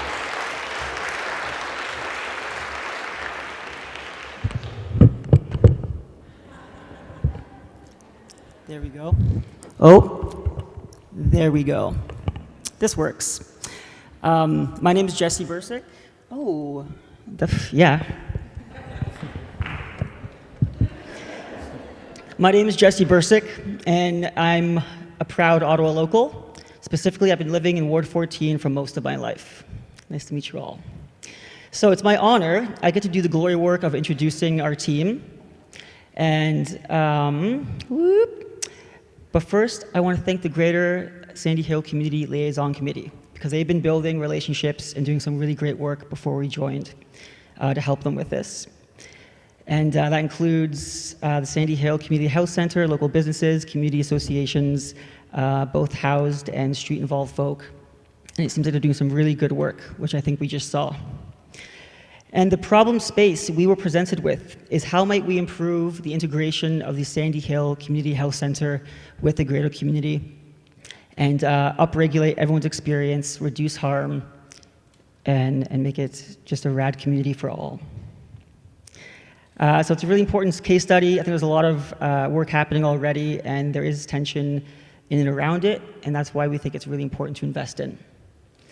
So I'd like to, again, thank everyone on the team. We're not all presenting, and Patricia Sutton sitting over there, and Christine Troutmansdorf. Thank you so much, and I'll now pass the focus over to Holly.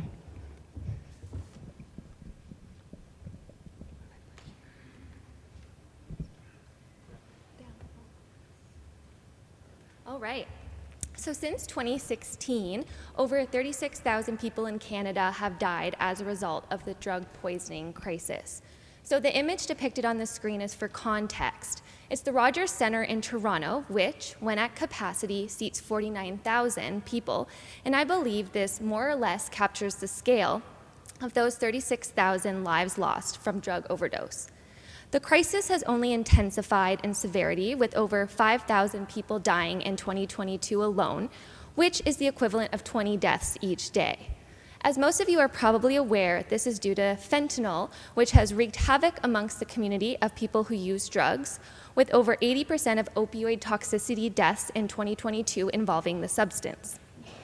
But because the illicit drug market fluctuates rapidly, with various novel substances detected each week, it remains important to note that most individuals purchasing illicit substances have no way of predicting what may be in the drugs they are consuming, increasing their risk of overdose and death, which is where the Sandy Hill Community Health Center's OASIS program comes into the equation, where one of 4 safe consumption sites in Ottawa is housed.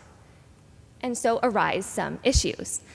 We've taken these very multifaceted and complex issues and boiled it down. Essentially, there exists concern from the community regarding the ripple effects of having implemented a supervised consumption site in the area, leading to increased tensions between the community members and the service provider. And as we were tasked with the mitigation of this through a good neighbor commitment, which we will describe soon. And in order to do so, we initiated this with a meeting at the Sandy Hill Community Health Center in order to really listen and hear all of the perspectives, including that of the service provider, the housed residents, and the people with lived experience, in order to parse out the most pertinent concerns. And they are as follows. There exist safety concerns due to increased crime rates, particularly petty crimes, possibly fueled by the toxicity of the drug supply, and current mandated lack of enforcement for possession. They also mention witnessing overdoses, which have traumatized residents, especially children. Further, there exist concerns about law enforcement's response, or lack thereof, to various situations, especially regarding drug-related incidents and public safety. Secondly, the housed residents expressed feeling excluded until recently from conversations and decision-making processes regarding the provision of services in their community, leading to pent-up anger and a lack of trust. Finally, there was mention of financial strain on residents, particularly regarding the impact of changes in the neighborhood on property values. Additionally, there was discussion about funding limitations for essential services and programs, which pose challenges to sustainability and long-term support. And so was born the Good Neighbor Commitment. What exactly does a Good Neighbor Commitment consist of, you may be wondering? Well, it's simply a set of informal guidelines and practices aimed at fostering positive relationships and cooperation amongst stakeholders within a community or neighborhood. Does it work? TBD, honestly. It's a relatively new policy, and so there doesn't appear to exist much data on its effectiveness. However, in an international study on small acts of kindness during the COVID-19 pandemic, providing social support to neighbors did lower levels of loneliness.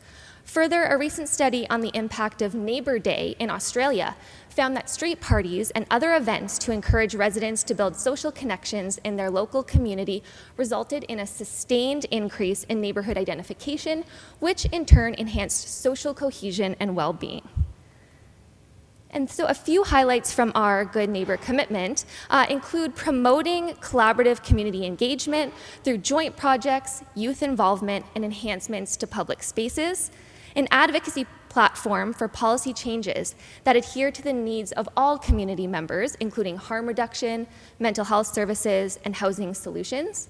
Finally, strengthening the community relations through open communication, shared data, and engagement with city officials and local politicians.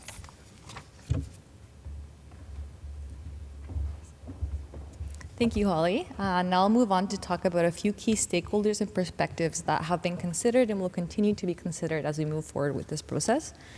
In this slide, you'll see the perspectives of the service provider, the people with lived experience, as well as the community member at large. However, it's important to note that a Good Neighbor Commitment for the Sandy Hill Community Health Center will keep in mind the perspectives from all stakeholders involved that I will continue to talk about. As you've heard from our previous group, out of difficult community conversations came the development of the Sandy Hill Community Liaison Committee. Hosting its initial meeting in September 2023, this is a collaborative effort between 5 different stakeholder groups brought together to discuss the impacts of the toxic drug supply and the unmet social and housing needs in Sandy Hill. More specifically, the committee is representative of the broad community with 5 representatives from each of the 5 different stakeholder groups. These include business representatives, direct service providers, housed residents, people with relevant living experience, and indirect service providers. Now, before I talk a bit more about community engagement opportunities, I want to include that we drafted up potential ideas and opportunities for community engagement based on our own research of existing good neighbor commitments and from the perspective of citizens and city makers looking from the outside in. In reality, we acknowledge that there are resource limitations that organizations and individuals have to work with that will impact their ability to implement any and all recommendations in the short to medium term. With that being said, some examples of potential community engagement opportunities can look like joint community projects such as community gardens or art installations involving both the housed and unhoused populations, promoting inclusivity and understanding. Collaborating with local schools to provide educational activities on substance use, mental health, harm reduction, aiming to engage youth in positive community roles. Organizing cleanup and beautification drives, encouraging volunteer participation from all community members. Another opportunity would be public space enhancements and working with local authorities to enhance public spaces in Sandy Hill. Hosting an open house at the Sandy Hill Community Health Center for community members to tour the facility, meet the staff, and learn more about the services provided. Another one would be establishing an online portal for continuous community feedback, ensuring voices from all community sectors are heard and considered. And lastly, like Holly mentioned, it would be enhancing communication and sharing of data. This would be leveraging the power of the existing group coming together to collectively develop data sharing mechanisms. Now, when talking about potential measurement tools, we acknowledge that most of what we'll share is already underway. What is unique in this situation is that there is already a group of stakeholders in the Sandy Hill Community Liaison Committee who are engaged and ready to collaborate on measuring the impact and success of a good neighbor commitment. Indicators should be co-developed by stakeholders and should seek, and like I said, should seek to measure the progress and success of a good neighbor commitment. These indicators can be categorized by themes, and examples of said themes can look like community engagement, or asking ourselves, how do we measure the impact of a community engagement strategy? Safety and environment, or how do we measure the impact on safety and on the Sandy Hill environment? Empowerment and support, or how do we measure the amount of supports that all stakeholders are receiving during this process? And lastly, reporting against indicators, once developed, should support timely and transparent communication of impact and outcomes to stakeholders and the public. So that's it for our presentation. Thank you so much for listening. And I also want to thank the Sandy Hill Community Health Center, the OASIS program, the Sandy Hill Community Liaison Committee, and in general, everyone who was able to provide feedback and input to the work that we presented today. Like we mentioned earlier, this commitment aims to foster a safe, healthy, and supportive environment for all residents of the Sandy Hill community while maintaining a strong sense of community.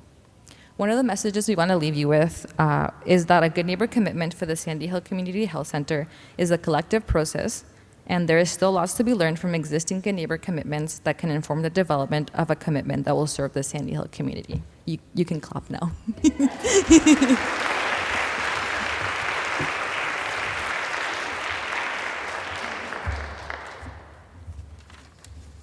Thanks so much, Jesse, Christine, Holly, Patricia, and Maria. Great job, great work. And next up, we're going to talk about rent evictions. It's something very, in the news, and we know they're up 500-600%. And we were really happy to bring in the Alliance to End Homelessness as one of our community partners. So I'm really excited to welcome this group up.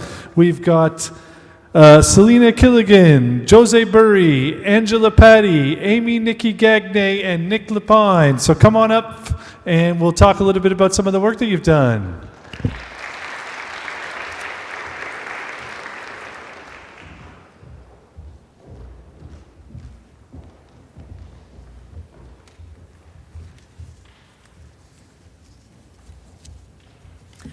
Hello, everybody. My name is Jose Burry, and I'm going to get us started on our discussion about rent evictions in the city of Ottawa.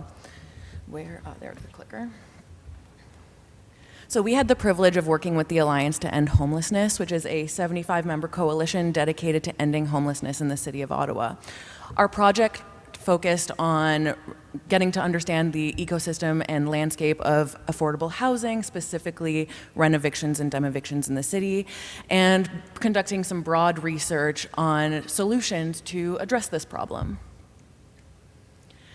So in our presentation today, we'll talk a little bit about the landscape surrounding affordable housing, contributing factors, community impact, community actions, some precedent for really successful initiatives to reduce renovictions and demevictions in Canada, and then the way forward for the City of Ottawa.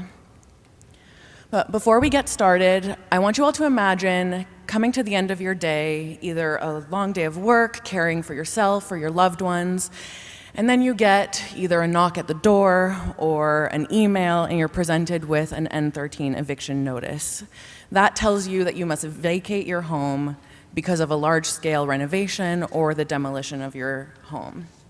That's the reality for about 184 households in the City of Ottawa between 2017 and 2023. With that in mind, let's dive into the numbers. So I'm going to start with what's working really well in the city. As Councillor Troster mentioned, the City of Ottawa recently got an allocation of $30 million in its capital budget for the creation of affordable housing. The city also received a $176 million allocation from Canada's Housing Accelerator Fund, which will be dedicated to creating affordable housing options, non-market housing, and the conversion of vacant office spaces to affordable housing units. Now, the things that aren't working so well. In January of 2020, the City of Ottawa declared a housing affordability and homelessness emergency. There was also an average increase of rental rates of 81% between 2001 and 2021. For the last year alone, that increase was 19%. Before we get into what's happening in the city and what's happening across the country, I'll explain a little bit more about what a renoviction or a demeviction is. So a renoviction or a demeviction is the result of receiving an N13 eviction notice, which happens when a landlord is doing large-scale renovations or demolishing your rental unit. Those types of evictions have increased by 300% since 2017. That's according to a recent report by Acorn. But you might be a little bit more interested in what happens after a renoviction. Well, beyond the immediate displacement of many families and members of our community, we also deal with an increased reduction in the affordable housing supply in the city.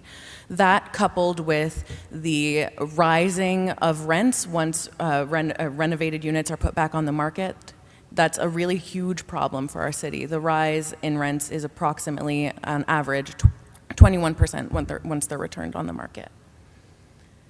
So now I'll pass the mic to Ami, who can talk a little bit more about contributing factors, community impacts, and community action.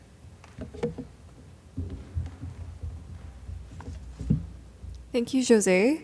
So let's start with the contributing factors that are leading to this influx of renoviction, demeviction, and further deepening the housing crisis in Ottawa, with challenges occurring at all levels of the government.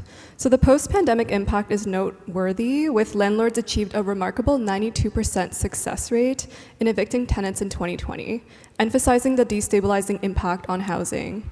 Tenants also face multiple challenges when resisting eviction notice, including a lack of awareness about their rights, so navigating this complexity and this relationship of landlord and tenants. There's also a preference for informal processes over formal housing tribunals, so resulting in very low rates of negotiated settlements for tenants in Ottawa, mainly due to complicated and lengthy processes coupled with uncertainty, but also accessibility and issue costs, so such as language barriers for non-English speakers. Even if you do go to the formal route, the backlog of the Landlord-Tenant Board is also a significant challenge. It hampers the board's capacity to address eviction notices in a promptly manner, especially those requiring urgent attention, such as renoviction. Increased privatization of the housing also leads to limited or no relationships between tenants and landlords, which is exemplified by the fact that over 20% of N13 eviction notices are filed by numbered companies with no relationships to the tenants whatsoever. And public information about renoviction in privately owned units is also very difficult to obtain. So tracking these data has become also a challenge, which hinders effective analysis and evidence-based decision-making. And ethically collecting stories can also be difficult with concerns around exploiting the most vulnerable. And looking at some community impacts, some of the many community impacts, renoviction affect tenants across all demographics. So even within renovations, or renovictions, excuse me, racial disparities are quite evident, with racialized and Indigenous participants are 4 times more likely to attribute some sort of eviction to a form of landlord retaliation.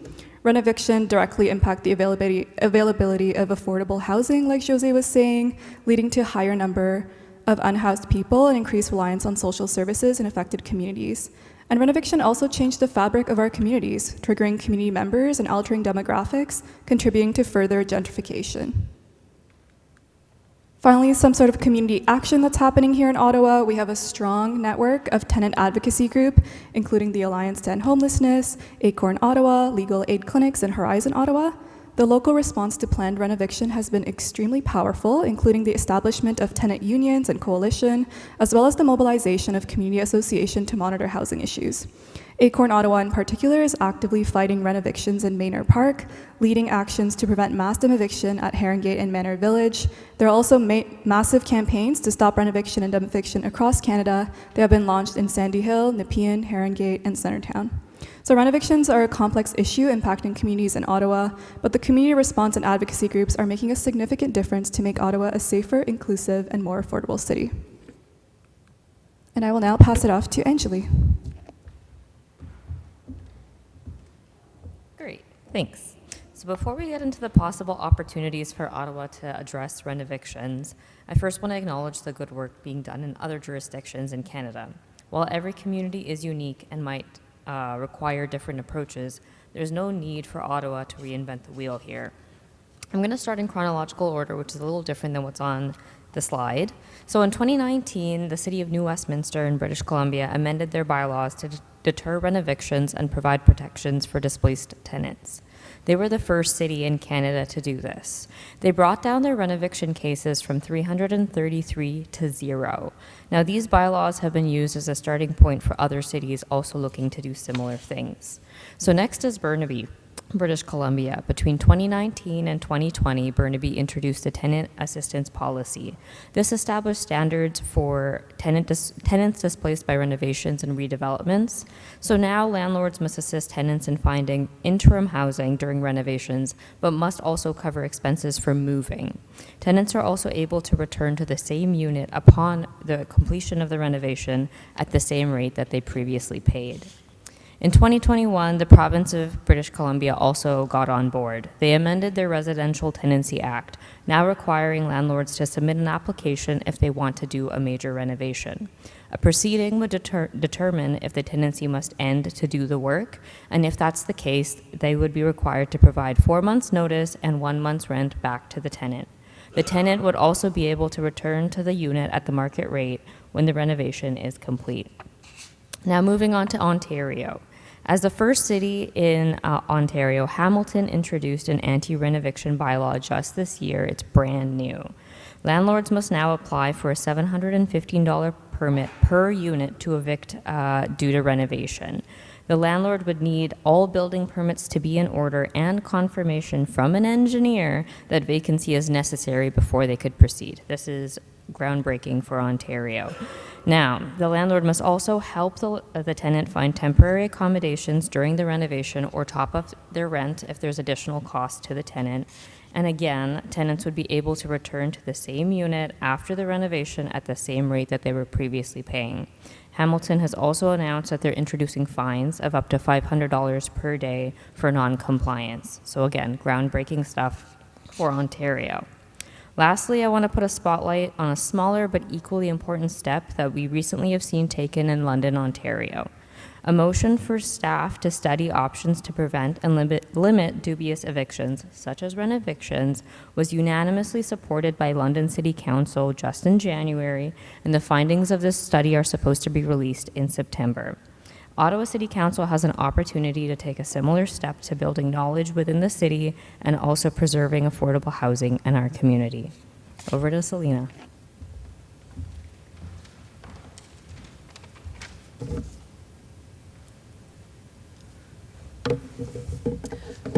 So in terms of some ways forward, I'm not going to focus on everything that we have looked at as a group, but I am going to talk about one of our main recommendations that we believe would be important, and that is formalizing some collaboration among diverse and non-usual, non-traditional stakeholders who are working on this issue.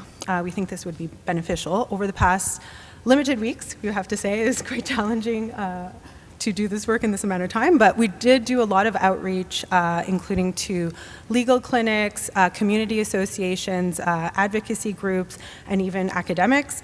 We scrolled through news articles, reports, Reddit, looking on Facebook groups, etc.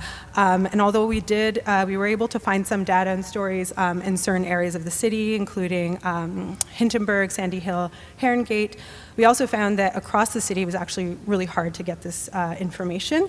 And we found that in some cases there was really useful work being done, but that it wasn't necessarily being shared.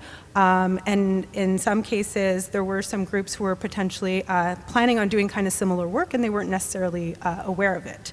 And so we think one thing moving forward would be to ensure that there is more citywide and inclusive collaboration, and it'd be valuable on many levels. If we think of something that we've learned during this boot camp of asset-based community development, this would allow us to maximize the resources, like understanding what we have in the city, including, again, those kind of non-usual, non-traditional players, maximize the resources and reduce duplication. It could also facilitate more inclusive and diverse relationship building across the wards.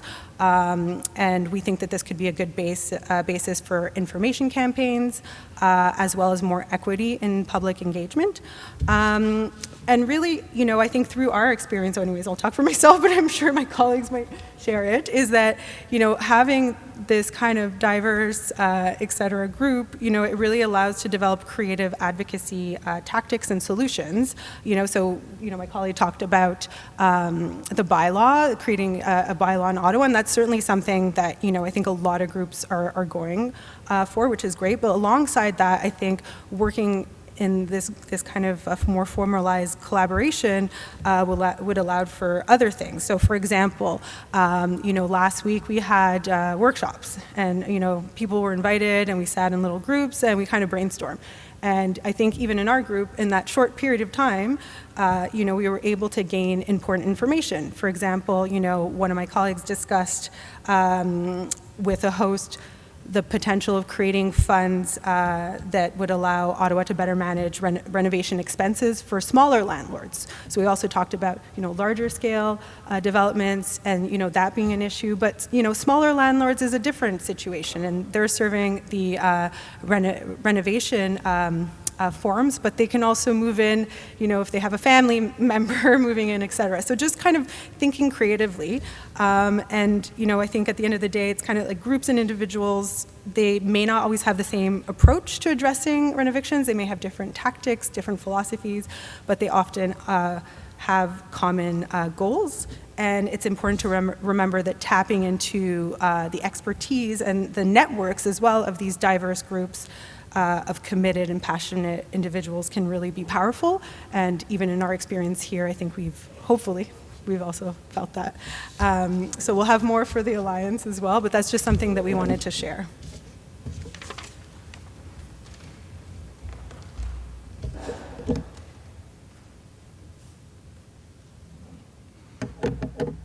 It's like the same both ways. Which way is down? So, what now? Starting in 2017 going forward, there's approximately 20 renovictions happening per year. Up until 2020, like Nick said, it jumped up 500%. So this is obviously like the hot new thing to get people on the street. This is going to keep happening until action is taken. We'd have liked to have developed a nice big honkin' report with interviews and nice fonts and survey data and graphs, but that takes time and money, and that's something that this group doesn't have a lot to give, and it's something that definitely your average renter does not have. This has never been an equal struggle. For any report we could develop, landlords and developers would be able to develop 10. That that would say the opposite. So what, as a group, we were able to do is identify a bunch of methods, initiatives, and bylaws that are being trialed or have been shown to be effective around Canada, and identified groups that are fighting the good fight. So what can we as citizens do? Well, typical courtesy in any presentation would be to keep your phones away, but I would suggest take out your phone. Look up Acorn on any of your social media. Look up Horizon. Look up Alliance to End Homelessness. Add them. Just do whatever you can. These little nudges to uplift their stories, uplift their engagement, whatever the algorithm's into these days. And if you're not currently a member of your community associations, find out what they are. Become a member. Ask them what they're doing about rent evictions, what they're doing to protect your neighbors, and to inform them on their rights and what can be done. And to any of the city councilors who are still in the room, as these initiatives come across your table, do what you can to expedite the process and listen to your constituents, because a lot of us are here. I'm Ward 14. I know a lot of Ward 14 people are here. Ariel Troster, I think you're still here. Hopefully she gets some emails from people today, myself, I hope, about rent evictions, because these people are our neighbors, and they might not be tomorrow, and you don't know what you got till it's gone.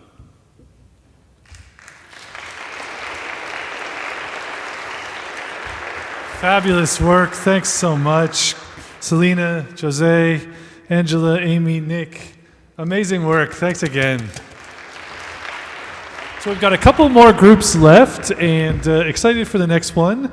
The next one is a little bit of a different project, but we had one of our board members sponsor a project for free outdoor fitness structures. So I want to bring out Damien Trudel, Jennifer Gautreau, Sarah Simpkin, Aliana Lawless, and Anne Besson-Hart. So come on up. They're going to talk about some of the work that they've done to get free outdoor fitness structures out there, which we know is important, keeps people healthy, and gets people moving.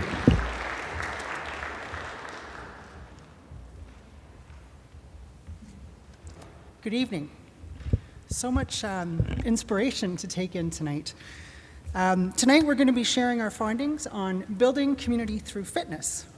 This case study attempts to address the problem of building outdoor fitness structures and guide citizens in community-led projects to develop, design, seek approval, gain funding, and build programming around outdoor fitness structures. These requirements were brought to us by Glenn Barber, who was successful in having a community-driven fitness park installed at St. Luke's Park in Centertown. What is a fitness park? They are specially designed outdoor spaces that offer a variety of exercise equipment for people of all ages and fitness levels. During the pandemic, we witnessed how vital our parks are. We use them to safely meet our neighbors. We use them to exercise when our gyms were closed. And we use them to be outside. In a nutshell, they provided essential services for mental and physical well-being. Post-pandemic, we see those same needs still in place. As our city faces increasing densification, there is even greater pressure on our public spaces to do more for more people. Outdoor fitness parks provide equitable access for all walks of life and all generations. Fitness parks play a vital role in the health of a community, and once you realize the opportunities, it's hard to unsee the need. There are many opportunities that we discovered around outdoor fitness parks. We're not going to go into a lot of detail in them. We do have a report that we're generating after this, and these will be outlined in detail in our report. Parks have seen a 15% increase in use since the pandemic, and a majority of city residents go to a park at least 2 to 3 times a week. So there's a lot of opportunity for people to gain access to something that is really important. During our research, we played around with different ways to categorize parks. In the end, we divided fitness parks into 3 main categories: essential, community-driven, and aspirational. We found that these categorizations help identify priorities and funding streams. I'm going to turn it over now to Sarah, who's going to look more in depth at essential parks. Oops, wrong way. Down. Unintuitive. Okay. It is. Okay, so our first category of fitness parks are essential. These parks aim to promote health and wellness for everyone in the community. They provide opportunities for people of diverse ages and abilities to engage in physical activity, improve their fitness levels, and enjoy outdoor spaces together. This is that social cohesion we were talking about. We believe that they need to be located throughout the city, close to where people live, to address the need for accessible and affordable fitness amenities. Along the way, we found lots of best practices. We did use the library. I'm not going to go too much in depth on these here. They're all in the report, but there's a lot of research out there about what makes fitness parks successful and helps people access them. So I have a map here, which is neighborhoods identified by the City of Ottawa where there are significant equity concerns, and you can see those in pink and stripes on the map. We believe these neighborhoods should be prioritized for fitness park development. And I have some really good news. As the city implements its Parks and Recreation Master Plan, we're going to be well on our way toward this vision for local, affordable, and inclusive parks. You can see some existing parks there in the black dots. Just imagine what it would look like if there were more black dots in all of those pink neighborhoods. Oops. Yeah. Yes. There we go.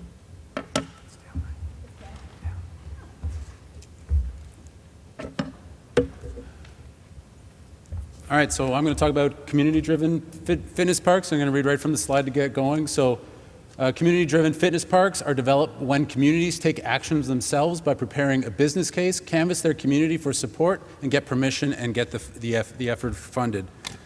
There are two examples. Right now we have the St. Luke's Park, which successfully landed. It's around the corner over here. I recommend everyone go have a visit one of these days. We have a second example happening right now with the Frank Ryan Park. Now, what we are suggesting moving forward, if anyone wants to copy the community-driven effort, is that they copy our paperwork.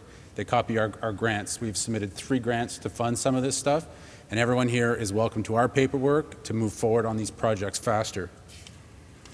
And I do want to challenge everybody, if you're thinking it's not your jam to go out to one of these places, just give it a try, and then try it again, and then try it again, try it again, try it again, right? It costs nothing. That's the whole point of it. It costs nothing for you to get out there and create some friction with other people, make some friends, make a community.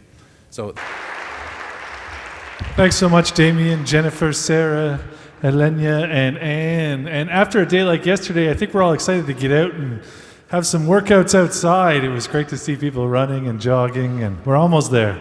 So this is our last presentation for tonight, and then we'll wrap things up. So our last group worked for the Social Planning Council of Ottawa, and they looked at getting spaces for grassroots organizations. So let's bring up Marco, Noreen, Busigny, Sal, and Mary up to the stage to do your presentation, and then we'll wrap things up.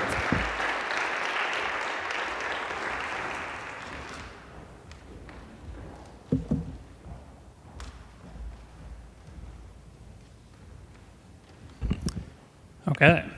Hello, everyone. I will be presenting with my group, talking about the Social Planning Council. My slides consist mostly of pictures and very few words. I'm a very picture-based person. I hope you guys are all too. I'll be talking. You can look at the pictures to keep you entertained.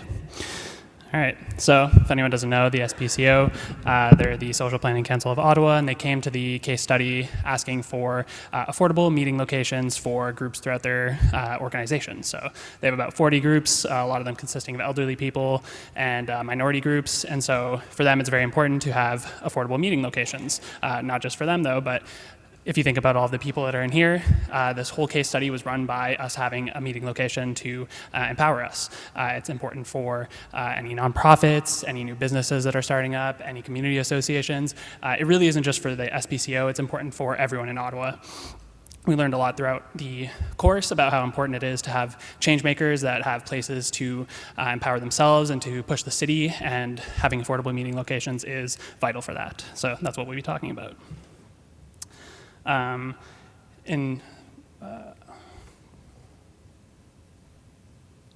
As part of our project, one of our group members had put together a map that you'll see here, and I'll keep that playing. He had basically put together a map of a lot of the affordable locations that we could find. Thanks, Marco. Okay, so the issue is the Social Planning Council of Ottawa, the owner of the project, the one that we are working for, they support numerous grassroots organizations. A key challenge for them has been finding a suitable event space for their member, a need so crucial for fostering community and collaboration. To address this issue, we've identified 67 accessible, safe, and convenient venues across Ottawa, ensuring a range of choices for the grassroots member organizations events. We created an easy-to-navigate map making each venue coupled with detailed contact information, streamlining the process of locating and sourcing event space. The list, not just a collection of names and addresses, it represents a potential sites for community engagement, learning, and growth. We also taken a step further by creating a dynamic map, pioneering each location to offer a clear, user-friendly guide to each resource. To bring these spaces to life and assist our members, like the grassroots member organizations, in making informed choices, we developed a visual slideshow. This presentation showcased each venue, providing a glimpse into the environment and ambience of each potential gathering space. Our aim is simply simplify the process of finding and booking event space. So on the map, they can just click. Okay, this is the slideshow, but the map before that, it has pins. It's the live map. They can just click it. It's a link on Google Maps. It's completely created for the event. They just click on any pin. It opens the location, the name of the venue, the people involved in it, the email addresses, the phone numbers, who's in charge of the rental. So they can just go and, for example, I want to get the venue in Barrhaven. They just click on it. They go to that, okay, there are 3 places in Barrhaven. They're all this close to their member. They click on it. They go to that, and they call the person in that venue. How much per rent, blah, blah, blah. They agree or not agree, whatever. So it's huge. So now it's good. Not only is it good for the member, it could be used for the art groups, for any other group. So it's a huge resource. We did that. And the slideshow, they can actually, as I mentioned. Yeah. So the aim, actually, we invite you all to explore these resources, utilize them for your events, and continue to weave the fabric of our vibrant community. Your feedback and experience with these spaces will be invaluable as we strive to refine and enhance this initiative. Thank you. So a lot of the stuff that we looked at there is a lot of short-term stuff. There are current available locations that are affordable, but there's not enough for all the people in Ottawa that need help. So another couple things that we looked at was more medium and long-term stuff. We had also went through the official plan that the city did, and we thought that this would be a good way to help with messaging platforms. The city itself acknowledges a lot of things that are important to community building. In their culture and heritage section, they always talk about how important it is to empower minority voices and stuff like that. They talk about in a lot of their other sections about how they want to empower the communities to voice their concerns to the city, but we need these locations to be able to actually empower these people. And so by quoting a lot of stuff directly from the city, it helped us when we were creating our messaging platform for the SBCO to use when advocating for affordable locations, grants, and to empower their organizations under them to also speak to the city. we, as part of our group, had created a messaging template that they could provide to their member organizations, and that would help them then go to their local city councilors, because a lot of these groups are spread throughout the whole city, and by providing them this messaging template that they could fill out with their own individual information, it would help, again, make it as easy of a process for their groups to speak to their councilors. They don't have to invest the time, they could just use this, and that'll help them. Another part of our thing was finding grant opportunities that the groups can use to help funding in the short term again, and another one of my group members will speak to all the grant opportunities that we looked at.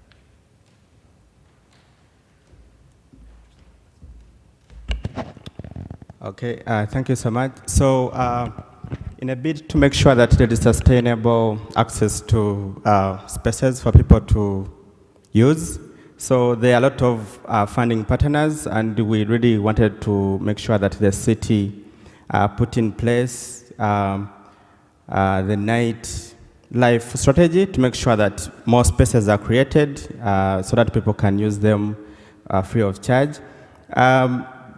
The government of Canada and the city of Ottawa is doing a lot to make sure that people have access to spaces, but then we need collective voices from community peoples in making sure that spaces are not that expensive. As we're doing research, we talked to some of the councillors. They say that they have space credit, something like that. So community members can talk to their councillors, and then they use some of that credit to make sure that they have free space. And yeah, thank you so much. And going back to a lot of the stuff that we learned in our course, having as many people that you can group together to have one amplified voice is extremely important for providing change in your city. As part of our group's presentation to the SPCO, we had found a couple other member organizations, nonprofits and stuff throughout the city, and we urged the SPCO to work together with these people because, again, the SPCO isn't the only group in Ottawa that requires affordable and safe spaces.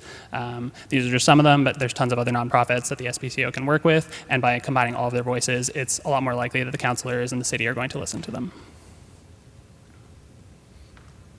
And yeah, one of the final things that we also urge the SPCO to push the city on is having the city create a consolidated list of affordable places. Right now, as we said, we had to create the map and stuff, and again, it's only so much. A lot of those are just community centers and libraries and stuff like that. We're not able to find all of the affordable places, and we don't even know a lot of them. But if the city was to look at something like this, it would be a great resource that not only SPCO could use, but again, all organizations and nonprofits and people within Ottawa would have a nice, easy-to-use resource to help them find locations near them.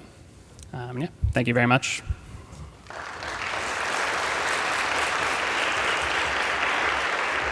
Fabulous work. Thanks so much.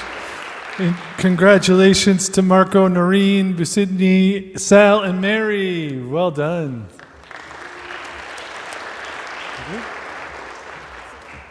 Since we are the last team, and then we'd like to thank you all the teachers and the leaders during the last 6 weeks, and we learned a lot, and then we have speakers every time, and the counselors.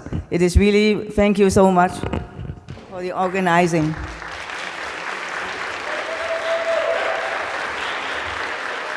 Yes, great words. Really appreciate that. Speaking of that, we want to bring up one of our shining lights, Amanda Palmer, just to say a few words to the group. She was our lead facilitator. Also, big thanks to Emily and Megan for their co-facilitation throughout.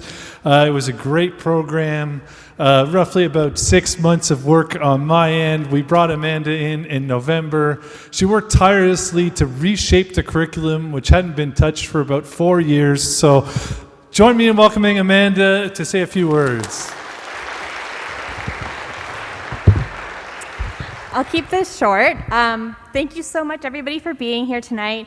And I just wanted to ground us back in some of the things that we touched on 6 weeks ago when we first came together as a group. 6 weeks ago, when we first met, we talked about how being a city maker means actively contributing to making our cities more just, resilient, and inclusive. And that's done through designing, maintaining, or stewarding public space. We talked about how it requires intentional choices that bring together physical place, society, and the economy, but that at its core, city making is about creating places for people and the exchange of ideas.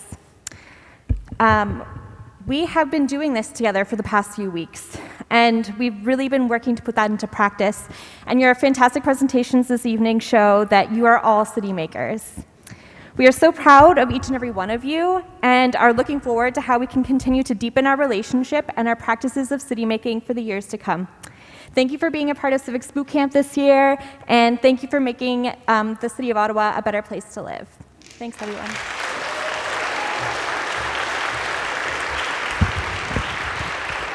All right.